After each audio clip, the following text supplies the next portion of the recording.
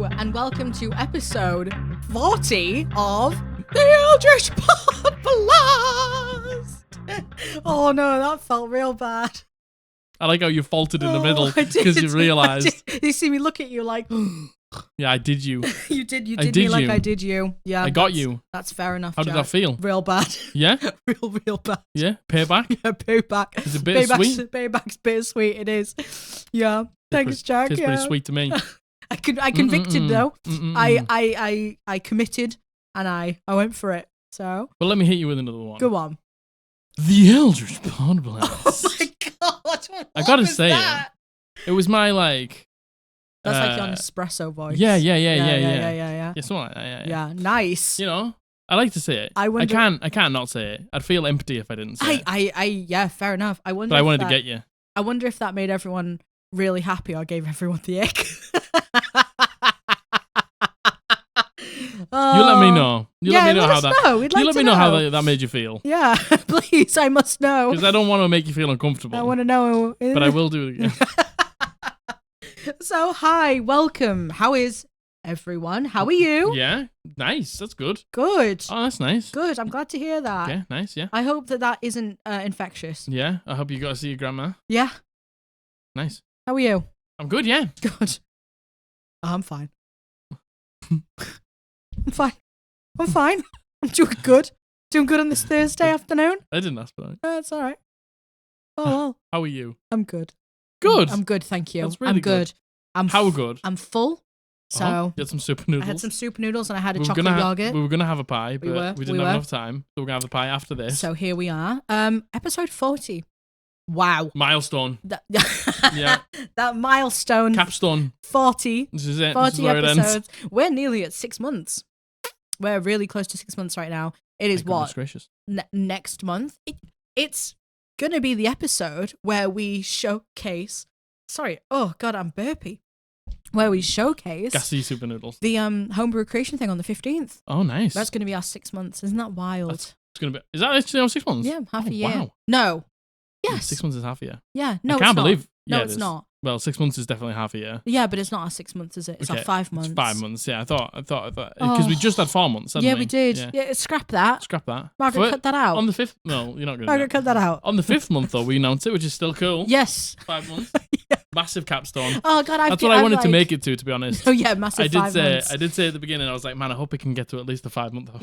Yeah, no, amen. Yeah. Am I right? 40 episodes. 5 months. And then we can be done. Yeah, that was it. That's all I ever wanted to achieve. Yeah, well. Episode 40. When I was writing down the episode names. 40 episodes. 40, that's wild. 2 a week is a lot, isn't it? 2 a week is a lot, you know? Saying that, there's podcasts who post every day, but there's podcasts that only post once a month. So. I know, yeah.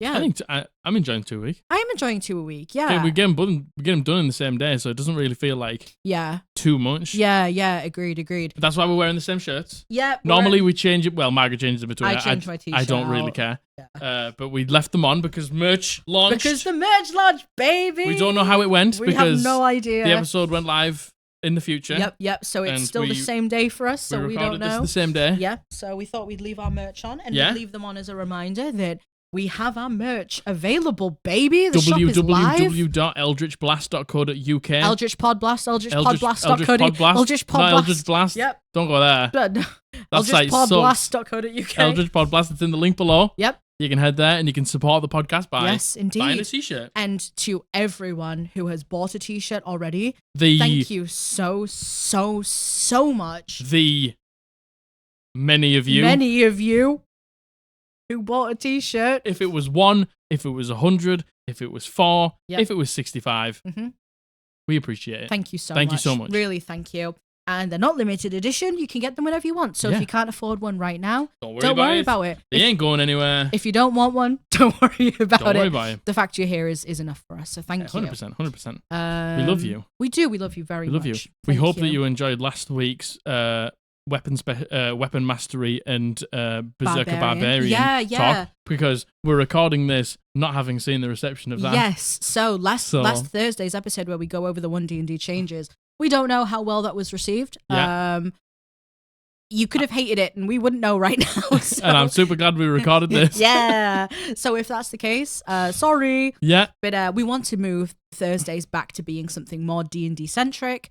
And we thought going over the new OneD&D stuff as it's coming out is a really good idea. Yeah, granted, these came out a little while ago now. At time of they're still relatively new. They're still in survey though. Yeah, they are. Like, you can still go and give your feedback and stuff like that. But you know, we said last time, not last time. This is like fucking 7 podcasts ago. That we wanted to bring Thursday back to being more D&D centric. Yeah. And a lot of people, loads of people commented, by the way, and it was so nice of you all to do so, saying what you wanted to see. A lot of people are talking one like basics. Like a D&D 101 crash course, which like, you better believe we're going to do. We're going to do it because that's what you want. And then I think we'll probably do like a real basics sort of like, what do you need for your first session? What do you need in order to play D&D? Yeah. Filling out a character sheet together and things like that. And then we're gonna probably do some builds. Yeah, we're gonna do some like, we'll might put up like a community post. Yeah. Of all of the characters, all of the classes, and see what people vote the most. You can pick, and then we'll all just build it together on here. Yeah, exactly. I think that would be really, really fun. Yeah. There's a lot of people who are new players, who are new DMs, who watch our channel, and we want to help. Yeah, if we can. Yeah. So.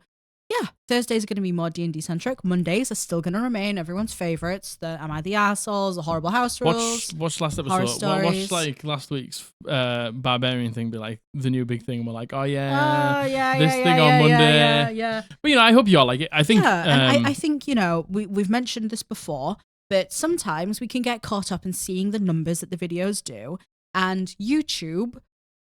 The YouTube overlords sometimes, sway your hand a little bit. And we don't want to get stuck in a rut of just doing the same thing over. We're a D&D podcast. We love D&D. We know you love D&D. I love D&D. I love D&D. I'm putting my hand up. So because I love D&D. Do you love D&D? Can you put your hand up if you love D&D? Put it up. You don't have? Oh, sorry. Oh, that's insensitive of us. Oh. Jesus, Margaret. But, no, yeah.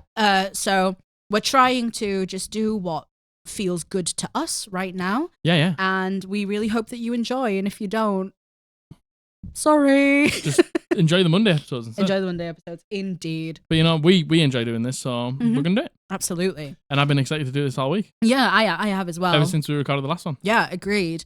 So, before we get into meme time, we would just like to put out a reminder that our very first Homebrew Creation Challenge is currently live. Yes, you now have until Monday. Monday, yeah. Until Monday the 5th of June to get your submissions in. And the theme for the next 8 weeks is Moon. And at the minute, at time of recording and watching now, it is a simple melee weapon. You always make it so awful. Yeah, I know. When it comes to like the dates and the times, she's like, as of time of today, recording now, and you watching my life. As of you seeing this, it is still a simple melee weapon with the theme Moon. Yep. Head over to the Discord if you want to take part. Unless it's after Monday, June 5th, in which case, I don't know. I don't know what to tell you. You can only do so much. Yeah. You can only do so much for the people. Yeah. If you want to take part, head over to the Discord, head over to the Homebrew Challenge forum that's in there. There'll be a template in there and all the instructions on how to enter. And if you win, we will read out your Homebrew simple weapon with the theme Moon on the podcast. Oh, yeah. On the 15th of June. 15th of June, baby. That's the first winner being announced. And then by that time, there'll be another challenge up. Yeah, exactly. I'm so excited. I'm so excited. We really hope, again, we don't know. We really hope this is something that you enjoy as much as we have. And yeah, we really look forward to seeing what you guys have to make. Yeah, 100%. I know how creative you all are. Oh, you are so creative. Be creative. Now. Do it. Hurry up. Because we know creativity works best when you're forced. Yeah. So. Like, if you aren't under, like, extreme pressure. Under duress. You can't be creative. Yeah. So do it. Now. Go on. Now. Ah. Okay, good. Yeah, good. Now that everyone's creative. Yeah. So. Now we got them creative juices flowing. Now that we got flowing. the creative juices flowing, shall we just get into meme time? Meme time. Roll the theme tune. Roll the theme tune. I don't know if. Do you like meme time? Meme time. I don't know how long it needs to go for. Hallelujah. So, the very first meme we have on our agenda is actually sent in by Warlock Class, who is the person who also made the meme time theme. And it's just when the Podblast is super successful, built a great community, addresses really hard topics, and makes the world a better place. But the stories are so horrendous, it would be insensitive to make any memes. I've won, but at what cost? What a fantastic meme. Oh, first of all, what a brilliant meme. Thanks, Jack. That's that hit the spot. To be honest, that's real good. Just this is off. Sad Wario. It's sad Wario noises. Oh, sorry, the dog licked my ankle. Jeez, that scared the life out of me. Licked your ankle? Yeah, he licked my ankle. I'm a God-serving woman, boy. I'm a God-serving woman.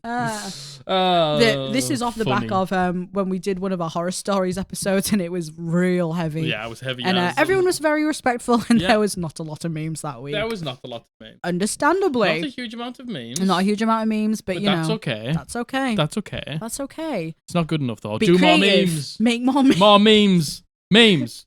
Memes. Memes. Memes. Memes.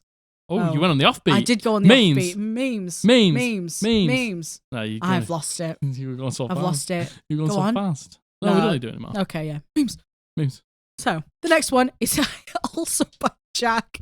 And oh my God, if you watched the episode, I can't even remember what episode this was, but we were talking about how softly spoken you were on the podcast and how gently spoken you are.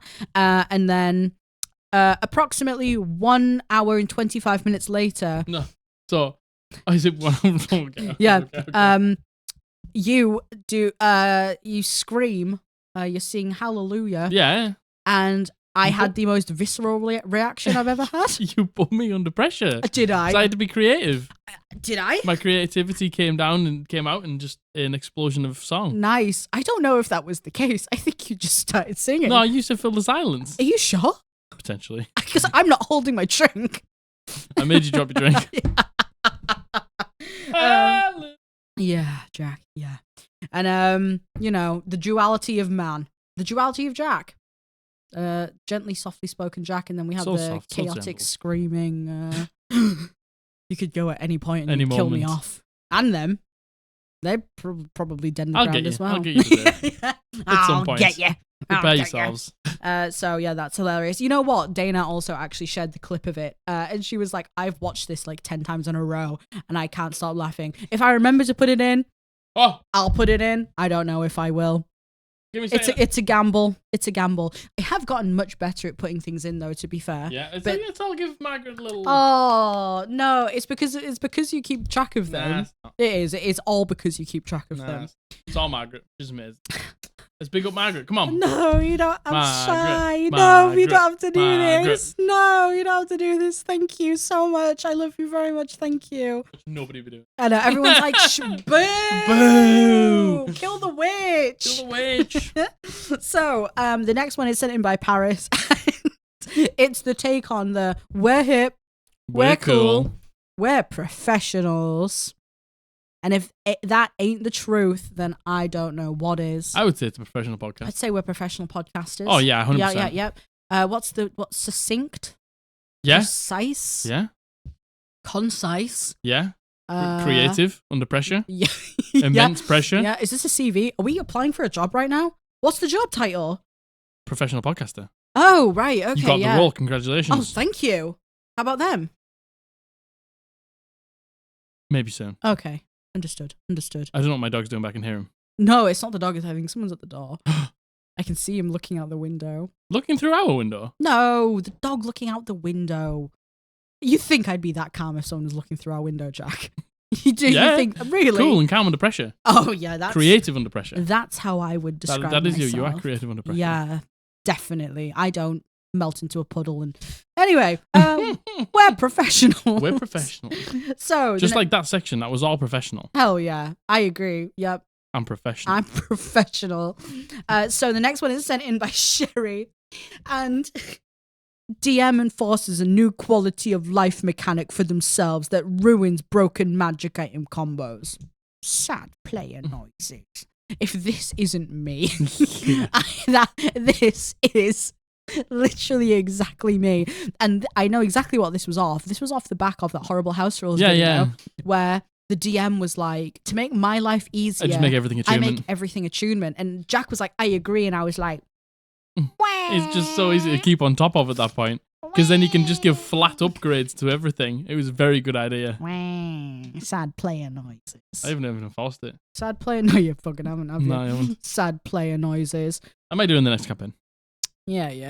We'll Yeah, see. yeah, We'll yeah, yeah. see. We'll Fucking see. whatever, Yeah, Jack. yeah. Get out of here with Shut your little fucking- DM mouth. Yeah. Well, I don't want to hear it. I don't want to hear Sad from the player players. noises. And the very last one, this is from Dwight. This goes without really any introduction. Unrestful. Unrestful. Unrestful. Unrestful. Unrestful. Unrestful. Unrestful. I feel like this has become a thing now. It is absolutely a thing. I'm glad it became a thing. Unrestful. This is my favorite thing, I think. There's something That's about unrestful. the stupid laser eyes, man, that just gets me every time. That's unrestful. Does anyone remember the advert that came out for, it was one of the Pokemon games, it could have been Sun and Moon, and there was the Snorlax that had the laser beam eyes, and oh my god, it was so funny. I didn't. Oh no. man, Sorry. You know what? That might not have been a good reference. That's a brilliant reference. Thanks, Jack. Thank you. Wow, what's this about? We're having an intervention with me for I some just reason. I just think you're just so amazing. Thanks, Jack. And sometimes you don't maybe hear it enough. Thank you. I nearly landed on a natural 20. my That God. was so What did you devastating. get? 10. Oh, middle of the road. 5? 5? Ah, Oh, come on. Hold on. that No. was a fucking roll. No. I just threw that across the room. You just didn't I? Sam Rig. Oh, It's a one. it's a 1. And a 20. Oh, well then. With advantage. What are we rolling for? Just life. Just life. Just life. Life. You know what? There are so many times when Jack's about to cook something or about to do anything, and he's like, I'm going to roll the dice, and this is going to decide how good the meal is. I do like to do that. You do like to do that. 11. 11. Okay. 12. All right. All right, that's enough. That's probably real loud, That's enough. and I'm probably going to have to turn that down in No post. way. No way.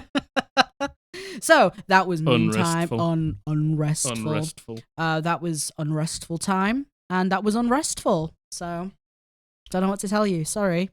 Get over it, really. Unrestful.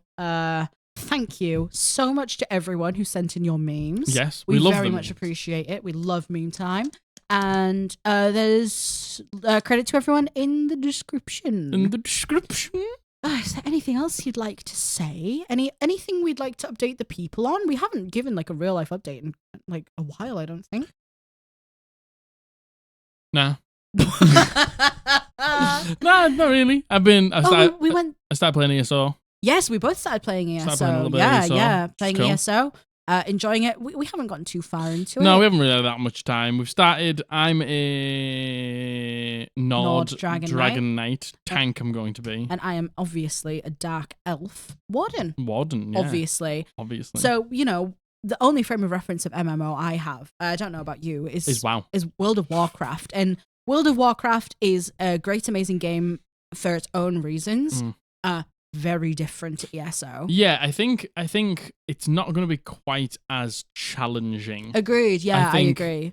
Like, World of Warcraft is as hard as you want to make it. Totally. And if you want to make it really hard, hard, you can. You can go mythic raiding, which is going to be like almost impossible for your casual player. Yeah. You can crank the mythic plus up to as high as you can possibly go. Yeah. It's like infinitely scaling. Yeah, which is what we used to do. So we try and push it as hard as we can. Yeah, we used to try and play like the very high end content, like doing like 20 keys and stuff, which is absolutely not the highest by the way. No, you can go way higher than that. But we're kind of in a phase right now where we're not playing WoW at the minute, just because I think we were both a bit burnt out from it. Yeah. So it's been a nice way to break it up. Yeah. To be So honest. we're going to enjoy the story and then potentially play some of the end games. Depends how hard it is. Yeah, it does. I hope it is. I hope, because the thing is, if it's not hard enough, I don't think I'll enjoy it. Yeah, no, I agree. Although I am enjoying the combat is much more simplified than WoW. Yeah. With WoW, sometimes there's like upwards of like 15 buttons you have to press. In a specific rotation at a specific time. Otherwise, your damage is dog shit. Yeah, which I like. Yeah, same. But in ESO, there's 10. Yeah, Really. max. 14 technically. There's including the ults. Because the thing is, you've got a bar of 5 and then another bar of 5. Yeah, but then you've got to why can't they just have both bar of 5s just on the same? I don't know. I don't know why they have to switch between. I don't know. I think you probably can, right? I don't know. We obviously don't know anything about it yet. Yeah, we don't know enough. You know, enjoying it so far. Yeah, I mean, it looks. It awesome. looks amazing. I love the way it looks really good. Like, I come from World of Warcraft, and sometimes World of Warcraft can look a little too cartoony for me. Yeah, see, I do love it. I do love the way WoW looks, but sometimes it does look a little too cartoony. See, I'm the other way around. I prefer the way WoW looks to ESO. I think sometimes ESO can look like a bit ugly sometimes. I don't know. Yeah, I know. You said it. I did. I said it. Every ESO fan, attacker. Sometimes, right, there's just bits that look a bit ugly. Yeah, I get that. But the elves, the dark elves, look a little alien. Yeah, a little strange. Look a little alien-y. Yeah, I agree. But there's nothing wrong with that. But for me, I think the environments looks very special. Environments are beautiful. That's why I think it environments are really does beautiful. really well. I think the environments, like that Nord starting zone. Yeah. Like that little Viking camp. Yeah. So good. Argonian area though. What's that about? Just got to the Argonian area. Sorry to Argonian mains. I apologize profusely. But yuck.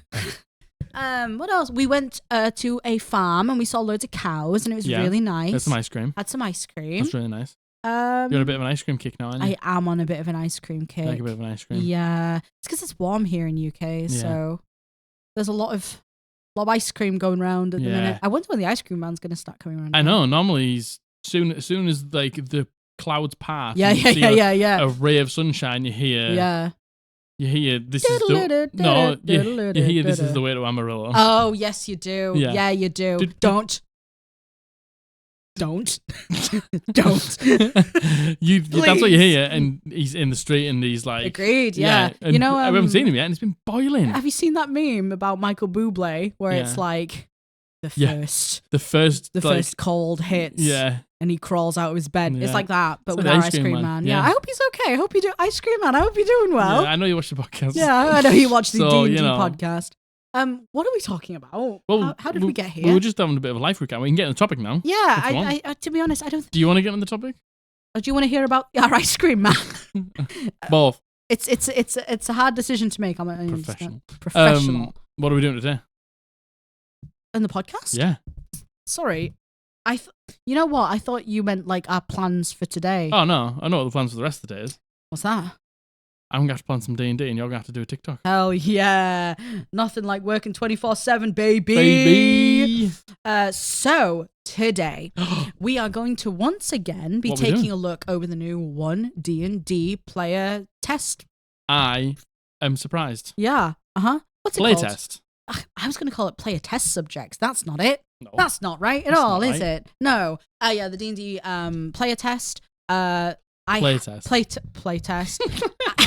The D&D player test, right? We're still doing the latest one. This one's still in the survey is out, so if you want to leave your thoughts on it, you can. Yeah. If you've tested it. Yeah, so this playtest was actually released on the 26th of April. Mm-hmm. This is the 5th playtest that they've had.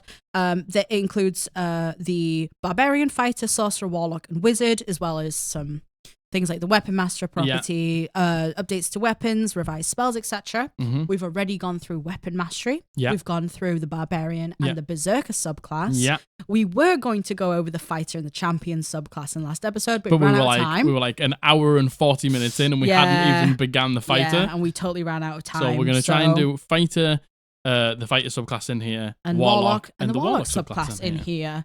And so, I know the Warlock's going to be a doozy, so... Yeah, well, yeah. When Jack was telling me about this, because, you know, I take in information in a very specific way. Yeah, from me. From Jack. Which I love to do. I'm not good at sitting down and listening to videos and taking in information from them. So Jack does that. He tells it all to me. And apparently Warlock's quite contentious. Yeah, it's extremely contentious at the minute. I think a lot of people are like, you've ruined the class and it's a half-caster. It's not. Spoiler. We don't get to cast as many spells anymore. Also not true. And so I think a lot of people have just looked at, you know, when you see like the class table, it shows you like level 1 to 20, and then it shows you like, I don't know, the things that you get in your proficiency bonus and the spell slots and things like that. Everyone's looked at it and gone, it's the same as a half caster. Yeah. And it is. Yeah. Well, we'll get into it. But we'll get there. We'll get into it. So, sorry to tease you a little bit with a Warlock there. But we're doing the fighter first. Watch us be like, sorry, we've run out of time. We're not doing the Warlock today. No, we are. We definitely was that. So, shall we just get straight into it? Yes. Okay. Thanks, Jack. So, we are going to review the fighter, the changes to fighter, and we're also going to review the champion subclass for fighter. Once again, please bear with me. Jack has very kindly gone through and highlighted the bits I need to speak about in this playtest. However, maybe I didn't do the best job. No, that's not it. This is a new format for us. So. Okay, before we start. Yes. Fighter. Vanilla ice cream. Okay. Okay. I disagree, but okay. That's the community perception. That is what human fighter is human fighter. Vanilla ice cream. Yeah, fair enough. I disagree, but fair enough. It is very much. I do think it is a great beginner class. Totally. I think it is not massively complex. Totally. The martial class fighter. It's not like particularly like crazy. It's not like the monk with like monastic traditions. It's just fighter, good at fight. Yeah. So action surge, second wind. I get it. A lot don't have to deal with spells. Yeah. I get it. I get it. And also.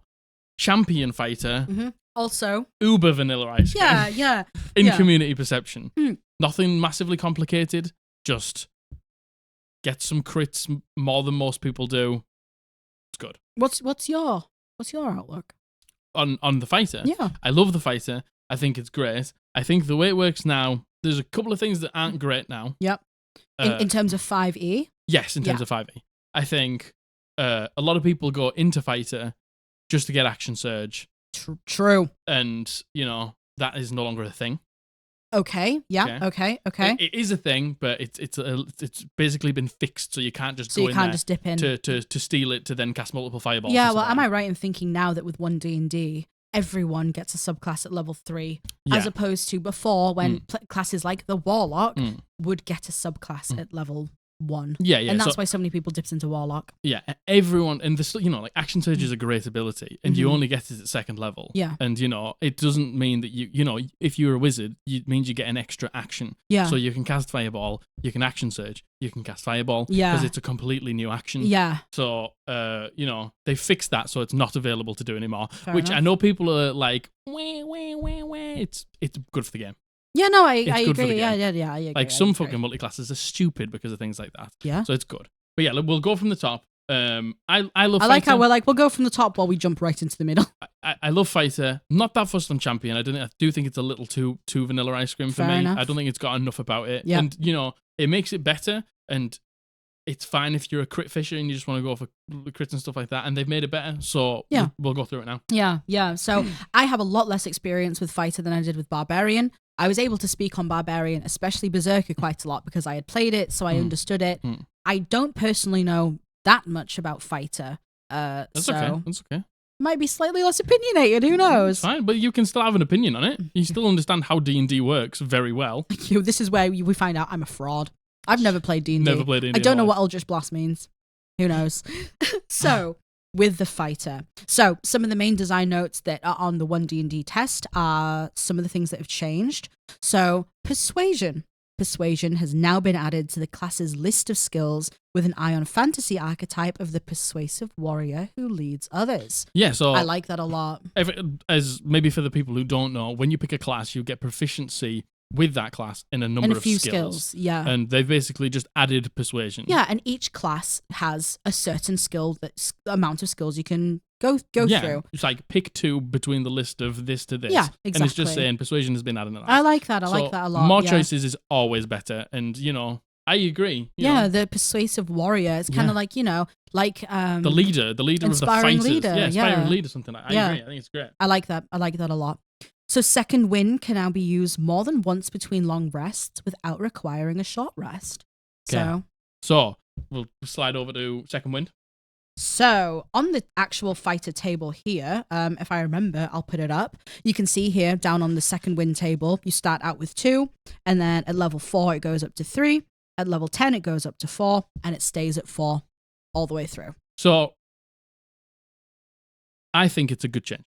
I think it's a good change as well, because before it was just 1 second wind but you would get it back on a short rest. So have they removed the getting them back on a short rest? So the thing is, at the beginning of the game, when you've only got 2, Yeah. if you short rested once per day, you would have had the exact same amount. So if there was a day where you short rested twice, then you would have had more second wins. Yeah. But I think in a modern day campaign, especially in a campaign like mine, taking more than 1 short rest per day isn't really going to happen. I agree. So I can count on one hand the amount of times we've done it. I think right at the beginning of the game, there might be a time or two that you have slightly less second wins. Yeah. But also, who the fuck doesn't level up to level 2 after the first session? After the first and session. Who the fuck doesn't level up to level 3 in the first 5 sessions? And then, at level 4, you get 3 of them. So I think by the end of the game, you've got way more. Yeah. You got way more than you would ever have before. Yeah. So, again, I'm not a fighter main. I don't know how much this is going to bother fighter mains. I can assume fighter mains probably aren't thrilled at the idea, because as soon as you take something away from a short rest, it's always going to be contentious, right? See, I think it does look bad. I think it looks bad at the beginning of the game, but I think as soon as you get past level like 4 or 5, instantly feels better. Yes, yeah. I think you hold on to it. I think you hold on to it sometimes, maybe too much, because you don't know if you're going to be able to get a short rest. True. This is like, well, I've got 2. I definitely use 1 now. It's like akin to the Barbarian's Rage. Yeah. But, it's far less valuable. yeah. But yeah, I think that's a way better change. Yeah. Way better change. Yeah. So the next one is Weapon Mastery. Yeah. This is exactly like what was with Barbarian. Am I right in thinking that most martial classes do get Weapon Mastery? Yeah. So I think looking through it, Weapon Mastery is like the Barbarian gets it, and I imagine some of the others are going to get it as well. Yeah. But it's like the fighter's thing. Yeah, well, yeah, you can see here, once again on the fighter table, you can see that the fighter gets more. Yeah. So the fighter starts off with 3 and eventually ends up with 5. Yes. Whereas, looking at the Barbarian had 2. Started at 2 and ended in 4. So they always have an extra 1. Yeah. But they also, like a little bit later on, they get things that improve it for them. Which makes sense. Yeah, I think for the fighter, it's like they are a weapon master. Yeah. So, like they do get extra bits on top of it, where the others just get the weapon mastery. And that's it. So, and if you're not sure what weapon mastery is, we go over it in last Thursday's episode. We break it down so much better there. But basically, it means that each weapon you have, you can take like a feature for that weapon, and it will do something extra. Gives like an extra benefit. Yeah, like more damage, or like a push speed, or etc. etc. Yeah, or it slows the enemy, or you like if you miss, you still do graze damage and stuff like that. Yeah. You know, that's a very brief. They're definitely making it like everyone has it, but the fighter is has more. The king of it, which I suppose makes sense. Which is good, I think. I agree with that. Yeah. So Action Surge, you get it at 2nd level. Yeah, as normal. That hasn't changed. Yeah. So you can push yourself beyond your normal limits for a moment. On your turn, you can take 1 additional action chosen from the following action options: attack, dash, disengage, or dodge. Once you use this feature, you must finish a short or long rest before you can use it again. So you do get them back on short rests. Yeah. So all they've done here is make it like I think a lot of people have been saying that it maybe pigeonholes it a bit too much. So they're saying attack, dash, disengage, or dodge. And those are the only things you can do. There's not like interact with object. Yeah. There's not like slash at the enemy, run away, and then like action surge to be able to like pull the lever, or like interact with the object, or like pick up the stone skull to like stop the dungeon bleeding poison. I feel like this really. I think this actually makes it clearer for everyone involved. Now, I think a lot of that, probably comes down to DM discretion anyway, though. Yeah, I agree. I agree. I understand that here it's saying you can only do these actions, but if you're in a situation like that where you're like, I want to pinch this dude's tail to stop, I don't know why. Yeah. But I know what you mean. I think your DM would actually probably, I don't know. It's DM discretion there, right? So I don't think that maybe matters as much as people are concerned it does. See, this is the thing though. When you're writing a playtest and you're giving it to everyone, like a lot of people do just play rules as written. True, as you would, I suppose. You've got to sort of like take into account that what every single person. Yeah, plays I think maybe the game. that you know what, that was coming from me. A biased opinion, from me knowing and you. that you as a DM would let us do that. You're right, actually, a lot of people do play rules as written. I know. Yeah. So what this needs to literally just say, if they just want to stop crazy multiclassing, which is I know why they're trying to do this, just say you cannot use this to cast spells. Yeah. Like if that's what you're trying to stop. Do you think that was the reason why? I think so. Yeah, Right. because it's, as you can see in the top, when it says action surge, it's now limited to certain fighter-themed actions. Yeah. They're trying to stop any, because the thing is, people used to just come to fighter to get the action surge. To be able to do the action. To do bonkers multiclasses. Yeah. So I think if they don't want them to cast spells, just put it in there that you can't cast spells using this feature. Agreed. But again, we can't stress enough how much this is a playtest. Yeah. There is a survey that is open, people giving their opinions. Yeah. And it's so important that you do give your opinions, right? Because definitely. From what we can tell, they are listening. They are making the changes. Yeah, definitely. So if that's something... There's been a bunch of stuff in the earlier playtests that's already been amended and changed due to people's feedback. Yeah, so, if that is the case, do let them know, because it seems like they are trying to facilitate the things that the majority rule on. And we were wrong, so it does come back on a short rest, not a long rest. So, that takes away that whole part of the conversation, I suppose. The next one is Weapon Expert. Yes. So this is a brand new feature. Yeah, Weapon Expert is now a new 7th level feature. Okay, so I'll let you read this one out. You have honed your use of weapons to an art. Whenever you finish a long rest, you can choose one of the kinds of mastery weapons you're using and replace its mastery property with another mastery property. The chosen kind of weapon must qualify for the new property. For example, you could replace the longsword's flex property with the push property. This property change applies only for you, not for others, and the change ends when you finish your next long rest. Just more versatility, isn't it? I think it's more versatility, but right, here's the thing. Yeah. If you have a longsword that's got flex on it, yeah, and then you're a fighter, let's just say you have another weapon, you can just put one away, put it away, take the other take one it out. Because they've gotten rid of all of that. Yeah, they've got rid of all of that. Yeah, true. And then the thing is, because you've got 3 weapon X, because you've got 3 at the beginning. Yeah. You could have a maul with push on it, and then a longsword with flex on it, and then a bow with vex on it.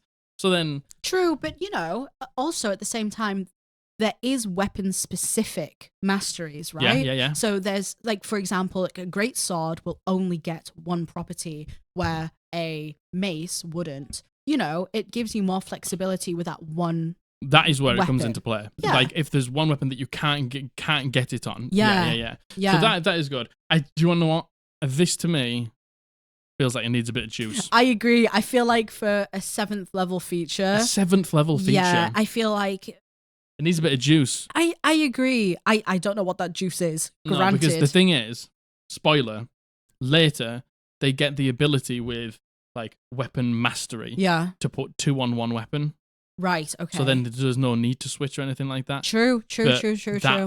We'll get there. That also needs some juice. I get the vibe that, again, OneD&D on a whole, and I said this last time. It's all about being versatile, right? It's all about being able to give you options, and I understand what they're doing with this. I understand what they're doing with this. I understand that they're like, look, if you like a great sword, there's all these different masteries for it. You can change them if you want to. I think it's a lot of flavor. Yeah. But not a huge amount of actual gameplay mechanic substance. This kind of feels like the equivalent of being a prepared spellcaster, right? Yeah. But being able to okay, today we fought these things yesterday and they're really fast. So what I'm going to do is, because we're going further in the dungeon, I'm going to put slow on my weapon so I slow them down. Yeah, so I mean, you can and you could flavor it sharpening it to cut the Achilles heels of the enemies and shit like that. Yeah. I get it, but I think it needs just some mechanical something to it. I agree. Other than just being able to swap it out. Yeah, for a 7th level feature as well. Yeah, no, I do agree. So, the next thing is improved action surge, and it's moved from 17th level to 15th level. Which is great. So, that's come down a little bit. I think improved action surge is just extra action surge. Yes, it is. You can use action surge twice before a rest. Which is great, and the fact that it's coming earlier is better because less games reach those late levels. Less game. I would definitely think I more games reach 15th level than they do 17th. Agreed. We said this last time. Yeah, More yeah. games will definitely go the length of 15 than 17. Yeah, definitely. So 17 is where you get 9th level spells. yeah, And that's that's where ultimate end game. the really, game just isn't it? sort of breaks. Yeah. So am I right in thinking when it's saying you can use action surge twice, that means you can use it twice in a combat? Yeah. So you get 2 uses of it per short rest. But don't you have multiple uses of it anyway? You start off with 2, then No. you go to 3, then 4, right? 1. Oh, sorry, I'm looking at second wind. Yeah, so second wind scales as well. So you can see that second wind, you get 3 at 4th level, like we said before. With action surge, you just get 1. And then at 15th level, you get 2 action surges. I have this whole time thought the second wind table was the action surge table. Nope. That's why I was like, we were wrong. It comes back on a short rest. No, it doesn't. Just 2 idiots on the internet, Just 2 baby. idiots. No, 1 idiot. No, One no, idiot 2 on the idiots. internet. 2 idiots. Sorry. Yes, I didn't realize. I was. Yeah. So you get 1 use of action surge that comes back in a short rest. Okay. But now you get 2 uses. Of second wind. 2 uses of action surge. Of action surge when you get to 15th level. When you get to 15th level. Of second wind. Second wind. Second Action wind. surge that you get back in a short rest. So you can use them both, short rest, get them both back. Yeah, cool. Which is great. Yeah, cool. And at 15th level, it's way better. Cool. Yeah, that's great. So, what Indomitable is? At 9th level, you get it, and if you fail a saving throw, you can re-roll it with a bonus equal to your fighter level. If you do so, you must use the new roll, and you can't use this feature again until you use a long rest. So before, the reason it sucked before is because the fighter's great at Constitution saving throws, strength saving throws, or dexterity saving throws. Dex-based fighters absolutely fine. Indeed. And then they were gonna have a weakness in intelligence, wisdom, charisma, everything else. Or the other thing they weren't gonna be good at it. Yeah. So the thing is, you use this because you're probably going to Probably fail. going to fail it. Yeah. Yes. So just getting a reroll. Because it was before, it was just a reroll, and you didn't get to add your level to it. So, like, when you get to those higher levels, like, especially, like, 9th level, there's, like, DC there's 17, yeah. DC 18. Yeah. So, and if you've got a 0 modifier, or even a -1... To be able to add +9 to whatever your roll. Yeah. Yeah, that's huge. That's really good. Before, it was, you were re-rolling it, probably to fail again. Yeah. You know what I mean? Agreed. So you use this now to nearly automatically and succeed. again, it's a resource that you're spending, and I think before, this is only my opinion, before it would be like, well, I'm going to use this resource and probably fail it anyway. Now you're like, okay, I can be tactical with this resource and use it, and there's actually quite a high chance at 9th level, and especially beyond, there's a chance you might pass it. Because that's probably like what at that level, 9th level, let's just say a wizard has a +5 in intelligence. Yeah. And then they probably at that level have a +4 proficiency. I'm not sure. Probably, I think it's a +4 proficiency. So that is a +9. Yeah. So you're rolling with basically proficiency, if you were proficient with a max score in it. Which is nice. Which is great. Which is nice. So to move on to Unconquerable, that also is part of the Indomitable feature. Yeah. So it's 17th level, and this is a new one. When you're in great peril, you can tap into a deep well of resilience within yourself.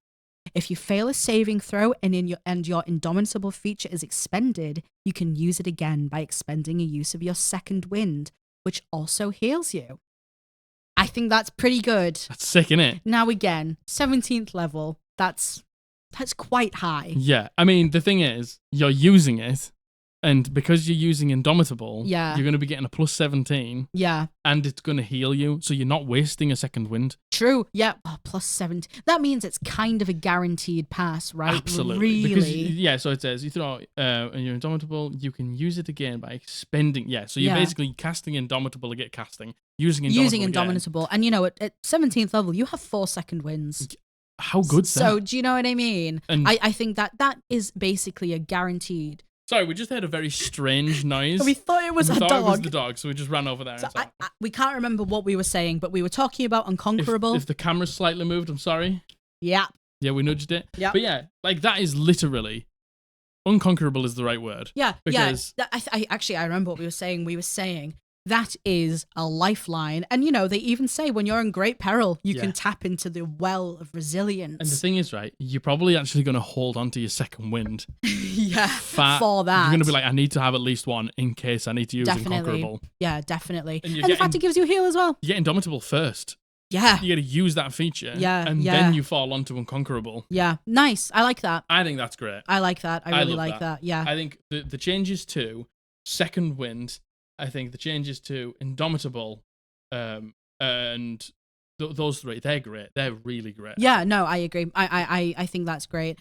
Again, you know, whenever I see things that are past 15th level, I do kind of approach them with a grain of salt because it's like, you know, the chances of probably the majority of people getting to that point probably are low, right? Yeah, like, let's be honest. Let's be honest. Yeah, it is. It is low. But the fact that they're in there, the fact that you're still getting good things, because let's be honest, some of the fucking things in 5e, some of the endgame stuff was shit, absolutely dog shit, especially from Player's Handbook. Yeah. So yeah, I think that's a great thing. So 3 extra attacks. It now moves from 20th to 18th. To 18th level. So you're basically getting what would have been, again, a 20th level feat. A 20th level feature.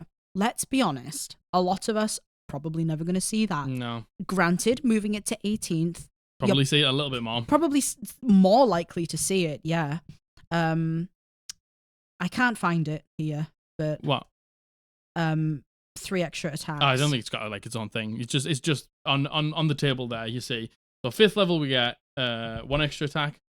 Oh yeah, sorry, yeah. Your extra attack feature now confers 3 extra attacks rather than 2, which you know, fair enough. And you know, at that point, 17th level is where the spellcasters get 9th level spells. Yeah. So you know, bringing it a little more in line with that is better. Totally. Because, yeah. Totally. You know, yeah. Agreed. Which is good. And then finally, the epic boon. All of them get the epic boons. Yeah, everyone gets an epic boon. This is the 20th level feature that increases an ability score, raises that score's maximum to 30, and gives an epic boon feat. Yeah. So there's one thing that was in there that is for some reason didn't have a thing, and that was the weapon adept. So that was the thing that I was talking about, which like leads on from that 7th level ability. Yeah. So, 13th level, Weapon Adept. Yeah. You are a master of weapons. When you use your Weapon Expert feature on a kind of weapon, you can give that kind of weapon 2 properties rather than 1, but then you use only 1 property at a time. Whenever you make an attack roll against the target with that kind of weapon, you decide which of the 2 properties applies to that attack. You make this decision before the attack hits or misses. So, for example, you could apply the push and topple properties to longswords, and whenever you hit a target with a longsword, you can decide which of those properties to use against the target. I think that's great. Okay, hear me out. Yeah. You should be able to get 2 on 1 weapon at 7th level. I agree. You should be able to, at 13th level, be able to activate them both at the same time. Agreed. I think that would be the juice. That would be the juice. That's the juice it needs. Yeah. To be able to have 1 weapon that has 2 of them on at level 7, and you just choose between the 2. 13th level. You get to do both. So you get a push and topple, so you get to knock somebody back, and then you get prone. I think that's.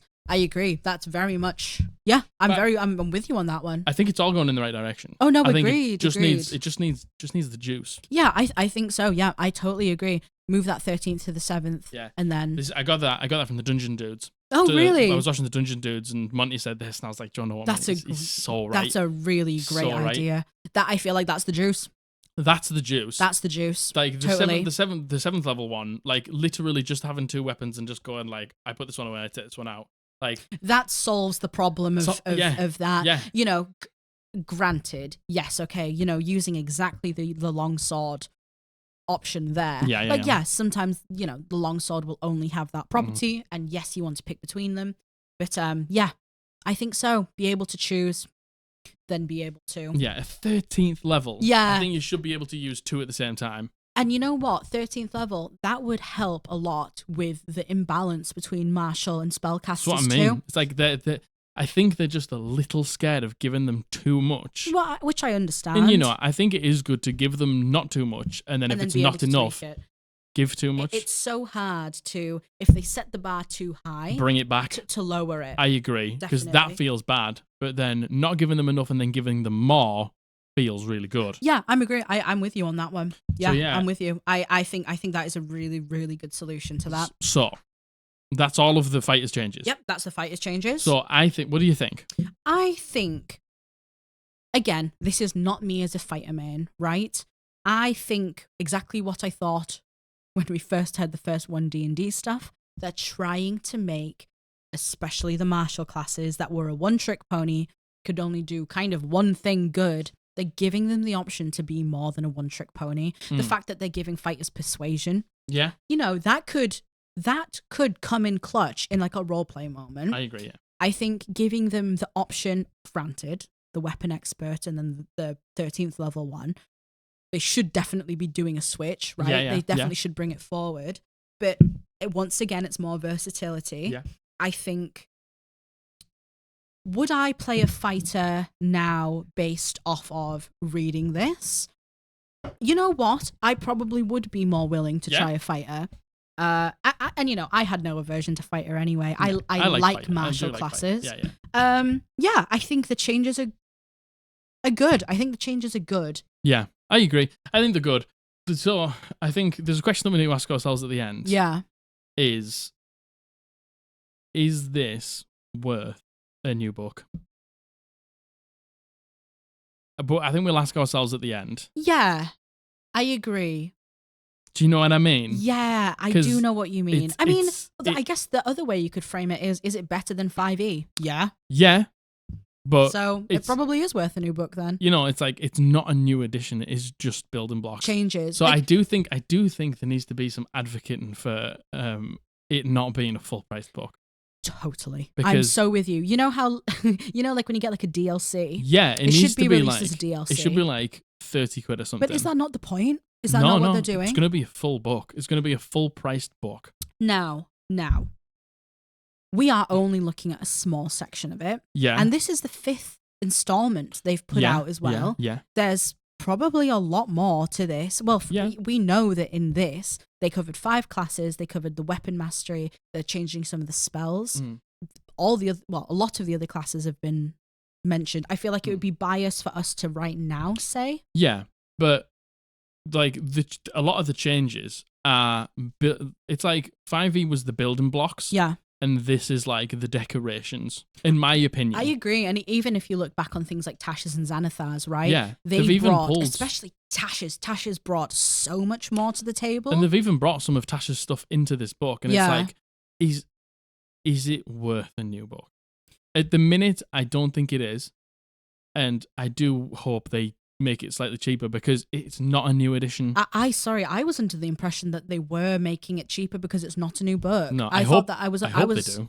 I was under that impression that was the idea, but maybe I've just heard that. Maybe they are, and I don't know. You know what? I think if that isn't something that is going to happen, I think that's some good feedback as well. Yeah, definitely. And because I do like the changes. I like the changes, and the changes are better than 5e. The changes for so far, the weapon mastery is beautiful. Love them. I think that's amazing. That's such a buff for martials.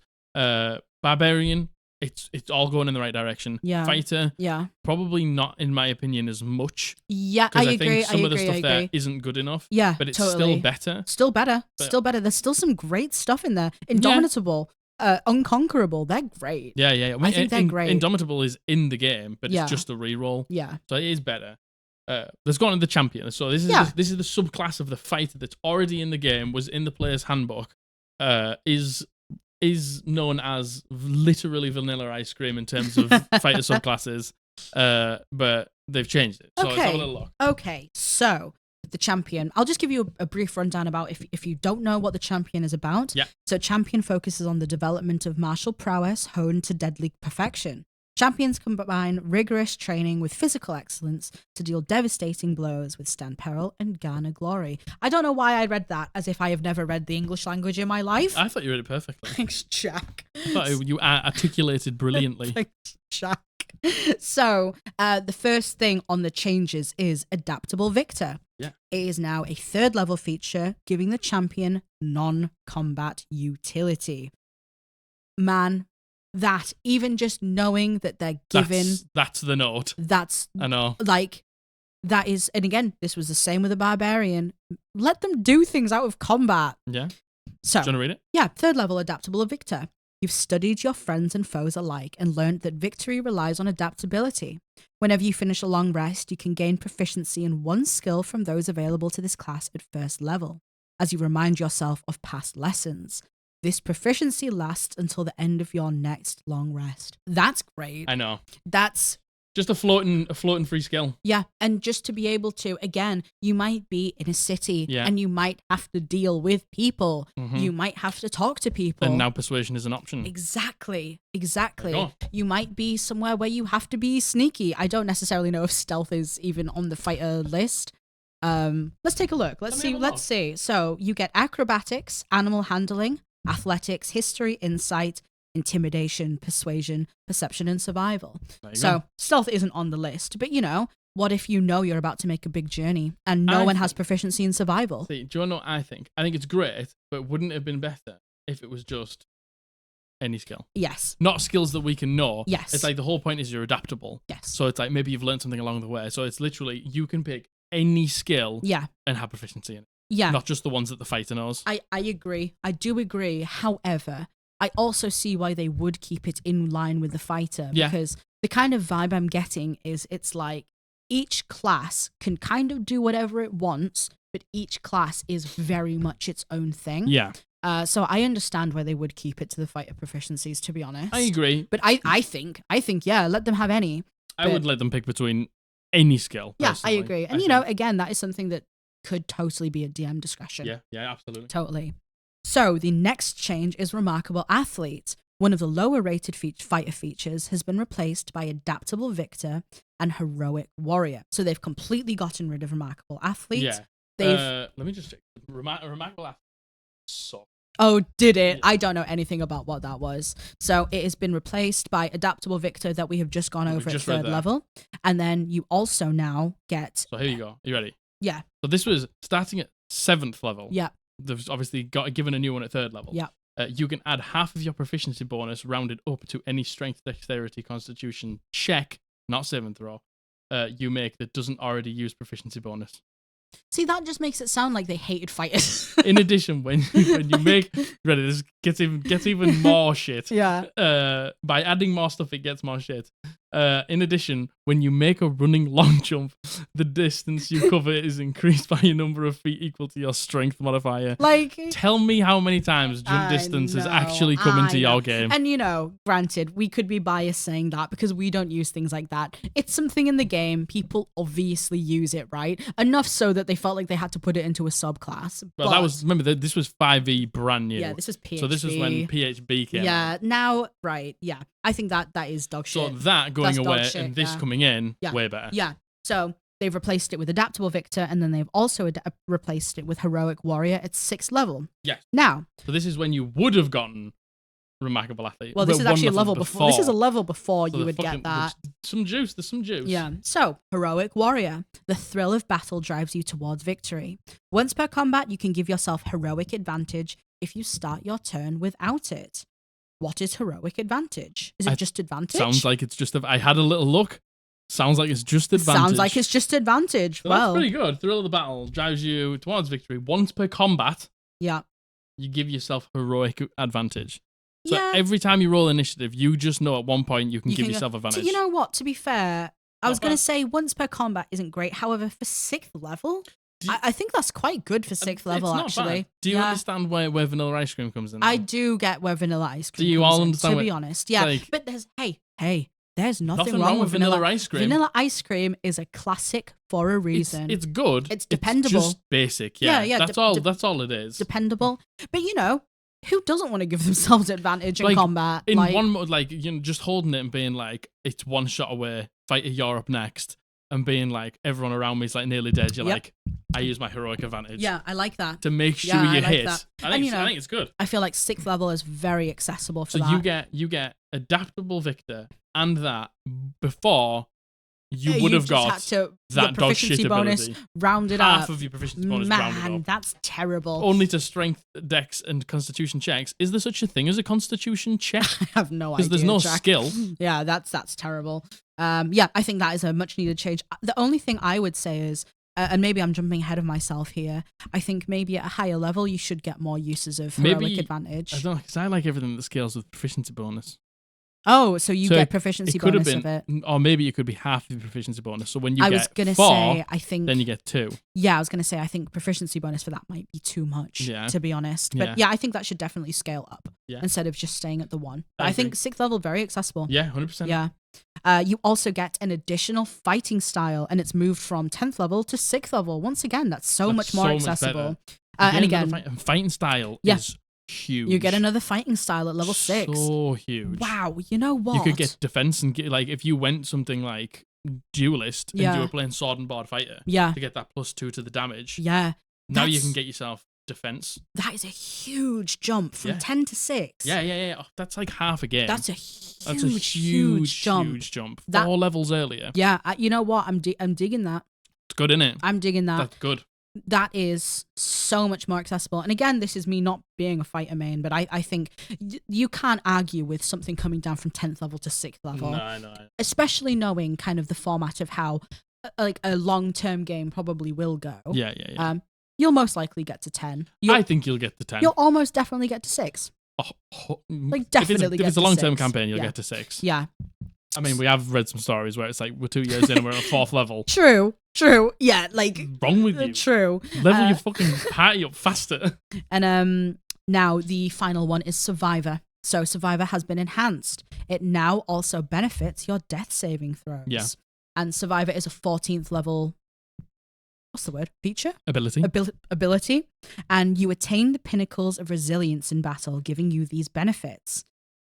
First one is Defy Death. You have advantage on death saving throws. Moreover, when you roll an 18 to 20 on a death saving throw, you gain the benefit of rolling a 20. And you have an advantage. Yeah, so that's pretty good. And also, if you don't know, when you roll a 20, you ping back up with 1 hit point. At the beginning of your turn. Yep. So you still get your turn. So it comes to your turn, you roll a death save. If you get an 18, a 19, or a 20 with advantage, you pop up with 1 hit point, and it's at the beginning of your turn. Yep. And so Defy Death is a complete new thing. That's brand new. Brand new. And so then it was just Heroic Rally. And Heroic Rally, it used to be an 18th level thing, brought down to a 14th level thing. And at the start of each of your turns, you regain hit points equal to 5 plus your con modifier if you have no more than half your hit points left. You don't gain this benefit if you have 0 hit points. It's good. That was always a good feature. It's a good feature. So, and you know what? Again, bringing that down from 18 to 14. 18 to 14. 14 is definitely within the grasp of something that you might get to. Yeah, totally. So the other thing is improved critical, which is normally what... So they get it at 3rd level when they get the subclass. You crit on a 19 and a 20. And then they also... superior critical, you get now at 10th level instead of 15th level. Yeah, which means you crit on an 18, a 19, and a 20. See, once again. They're just bringing it all closer because they know games don't go that far. Totally. But I think it's great. It's really good actually seeing how they're looking at things in the Player's Handbook, which again, God, when did the Player's Handbook come out 2014. Now? You know what I mean? Nearly a decade ago. Like, yeah. And they're being able to recognize the things that aren't even being touched on. When this comes out next year, it'll be a decade. Yeah, well, yeah. So I think that's why they're doing it next year. I'm assuming so, yeah. I think that's great. I think bringing all of those things down, and I think that makes, genuinely, and I'm not just saying this, I genuinely think that makes Champion so much more of an enjoyable and viable subclass, right? Yeah, 100%. Like, that Defy Death thing. Yeah, no, I agree. Advantage and between an 18 to 20. An 18, 19, and a 20. Yeah. Like, it is so possible now. Like, it's, it's quite rare. Yeah, like, but, I don't know what the odds are, but rolling advantage and the DC being 18, 19, and 20. You know, if you get above 10, it's a success. But now it's if you get above 18, you up to 1 hit point. Yeah. I think, what do you think? What do you think of that? Personally, I think it's way better. I think it's so much better. So much better. I definitely think that they should change Adaptable Victor to be any skill. Yeah. I'm on the fence about that one. Do you want to know the only thing that I don't like? And I think there's other classes that within their subclasses, like Hexblade. Yeah. You crit on a 19 and a 20. Yeah. If you do Hexblade's Curse. Yep. Do you know what I mean? Like, that's like the whole thing about the champion fighter. It is being able to have a better chance at the crits. Yeah. So I don't know. Like, does it need just some more? Does it need to maybe go 18, 19, and 21st, and then 17, 18, and 19, and 20 later on? Yeah. Or just take it away from those other subclasses, so it's only the champion fighter that gets it. Yeah. Potentially. Yeah. But I think, again, is it better than 5e? Yeah. Like, so much better. It is All the so shit much that you better. want is coming far closer. Yeah. The shit that you didn't want's just gone, and they've replaced it with way better things. Yeah. Now, would I play a champion fighter even with this? Probably not. Yeah. But, that's such a personal thing to myself. And I think one thing, we always say this, right? This is all so personal to everyone. We could be sat here going, yeah, the changes are great. You could be sat there going, I don't think they are. And that's the beauty of it, right? So, champion fighter. Do you know what excites me about the champion fighter? Elven accuracy to me, there should be no feat specific, race specific feats. Elven accuracy, champion fighter, dex based, crit fisher. Yeah, you're not gonna fucking go wrong, yeah. You get advantage. You're rolling three D20s, and at 10th level, you're critting on an 18, a 19, and a 20. The chances to crit. Yeah, 100%. If you get elven accuracy.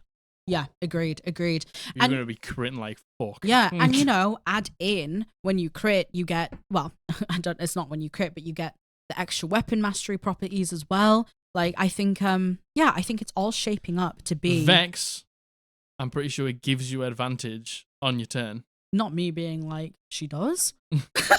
So, like, the weapon mastery Vex. Yeah.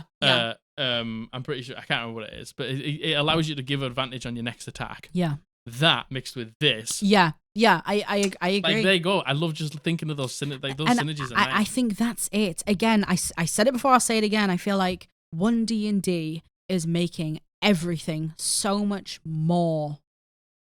Just so much more. Yeah, it's just 5e, but better.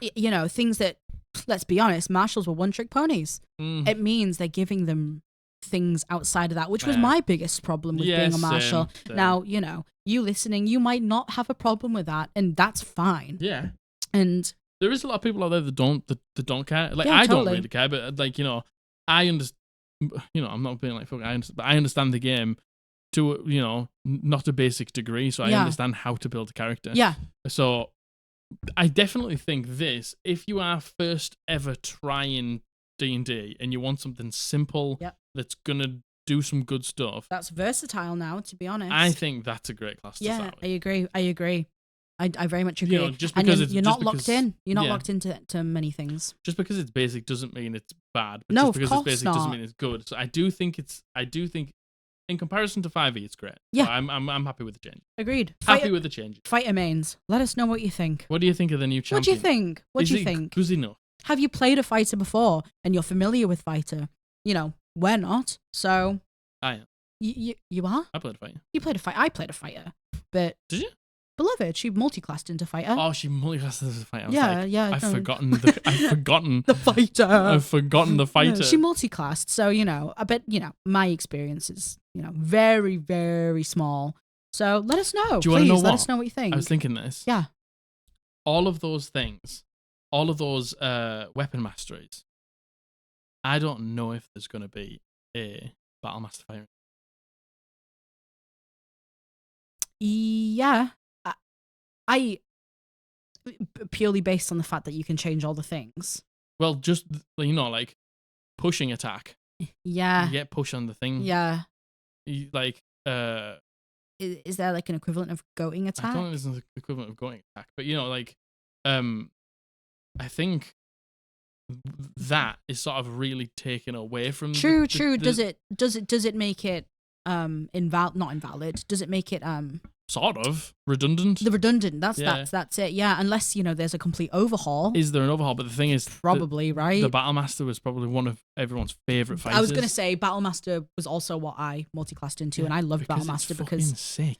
And I loved it because the versatility and now obviously the fighter just has more versatility. The thing is now, if there is a Battlemaster, the Battlemaster's going to feel like everyone's eating a slice of their pie. True, Do you know what I mean? True. I do know what you mean. So they're either not going to put a Battlemaster in, or they're going to change it completely. I can see a world in which they change things for Battlemaster. Because they could just take out things like push attack. Yeah. And they could, they've got bait and switch. There's no bait and switch in there. Yeah, they could absolutely. Trip attack, that's in there. Topple. Yeah. So, they're going to have to either think of it. But they could revamp what the Battlemaster bring to the table. Which I think think is possible. Yeah. I do think it's possible. And, not only that, the Weapon Master property in general pulls away from the Battle Master. So they either have big plans for the Battle Master where they're introducing new things, which would be very exciting, or they'll just retire the Battle Master. Yeah. Which would feel kind of bad. Yeah. Yeah, I'm sure it would, especially for Battle Master mains. Yeah, I guess we'll have to see. Yeah, you know, that's pure speculation on our behalf. Are you ready? I'm ready. So we need to go onto the other document. Okay, I'm in. Okay, and we need to scroll down. Okay. Are you ready? Yes, I'm in. I'm ready. So we are now going to take a look at the Warlock. Yes. So there is a lot in this. There's a lot in this. There's a lot in this. Prepare yourself. Yep. Get yourself a drink. Yep. Get yourself some snacks. Have a snack, have a drink. Because I know there's a lot of Warlock mains in this community. Have a potty break if you need one. Go pee pee. Go pee pee. Go on. Go pee pee poo poo. Are you done? Very good. So we just go to Warlock. Okay. Yes, I am at Warlock. Okay. First thing highlighted. What does it say? So there is now class groups. Yeah. And the Warlock is actually classed as one of the mages, which puts it in with things like wizards, sorcerers. I think that's it, isn't it? Wizards and sorcerers. Yeah, the others are like priests. But that means one thing, and that one thing means that it takes from the arcane spell list. Yes.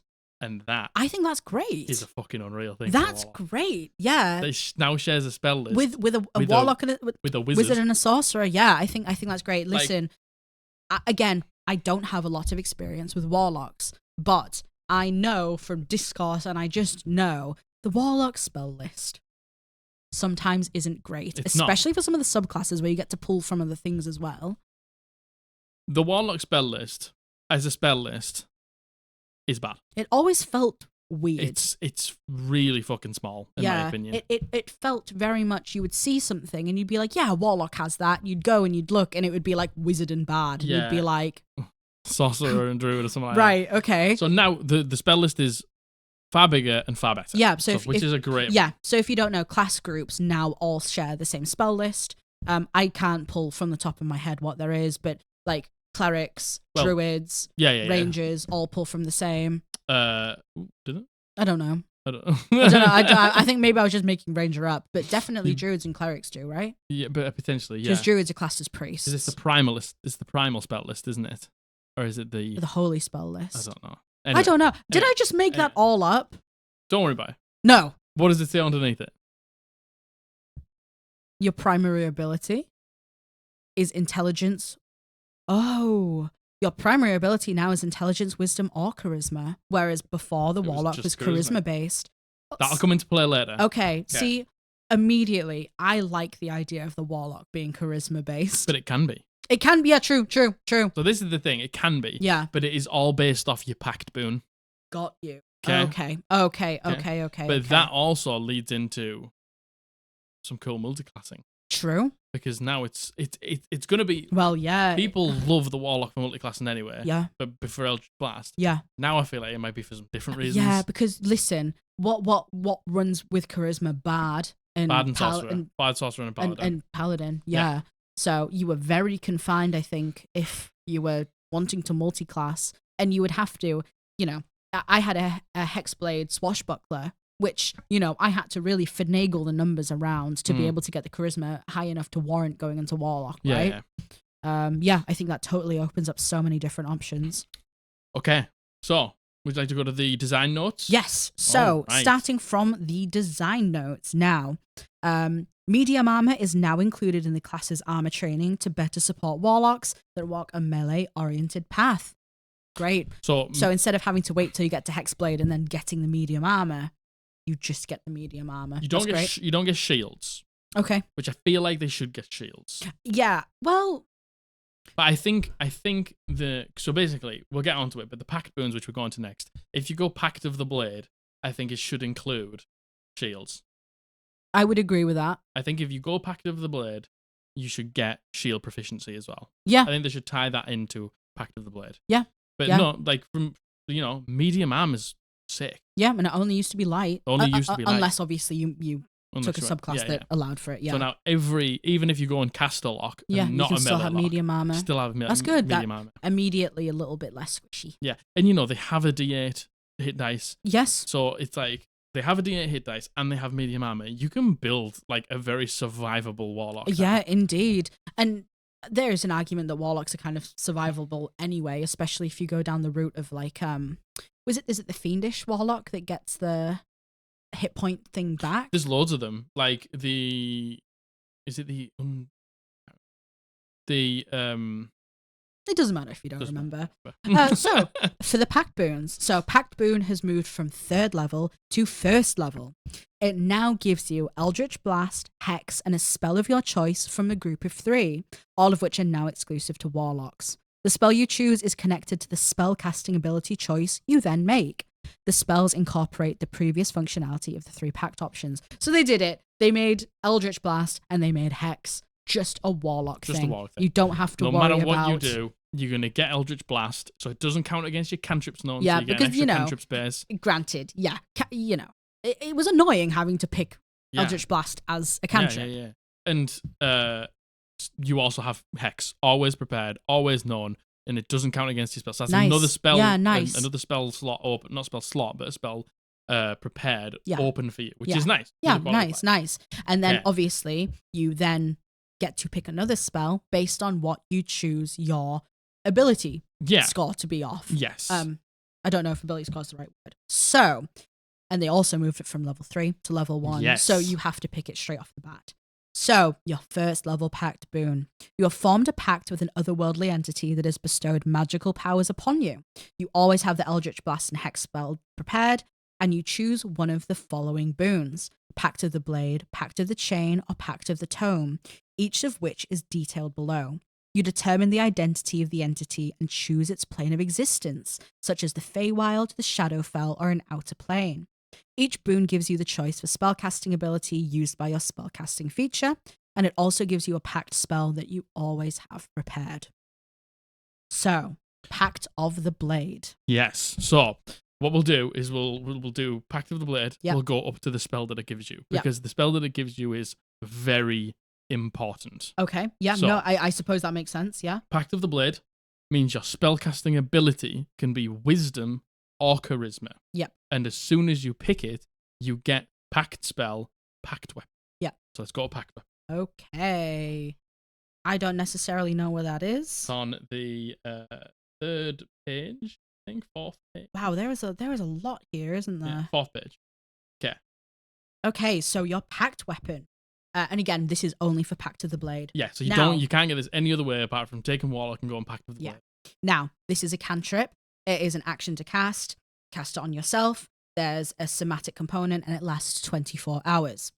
Tracing arcane sigils in the air, you conjure a simple or martial weapon of your choice in your outstretched hand, or you create a bond with a magic weapon you touch. The weapon you conjure or touch must lack the heavy property, and the spell fails if you touch a magical item that is attuned to someone else. For the duration, the weapon grants you the following benefits. Before we go any further, they're taking Hexblade and they're just ingraining it into the You know Warlock. what? I was going to say, isn't this pretty much exactly what a Hexblade was? They're taking the Battlemaster and they're ingraining it just into Fighter. Yes. They're taking the best, highlights of these, giving it and no they're matter just giving what. it as baseline. It's wild to think that you could have a packed weapon and then you could still go into a different Warlock subclass, have the benefits of a packed weapon, but have the benefits of another Warlock. The Fiendish Warlock that we're going to go through after we've done all the Warlock changes is like a really tanky subclass that would just be perfect for this. Yeah. So, carry on.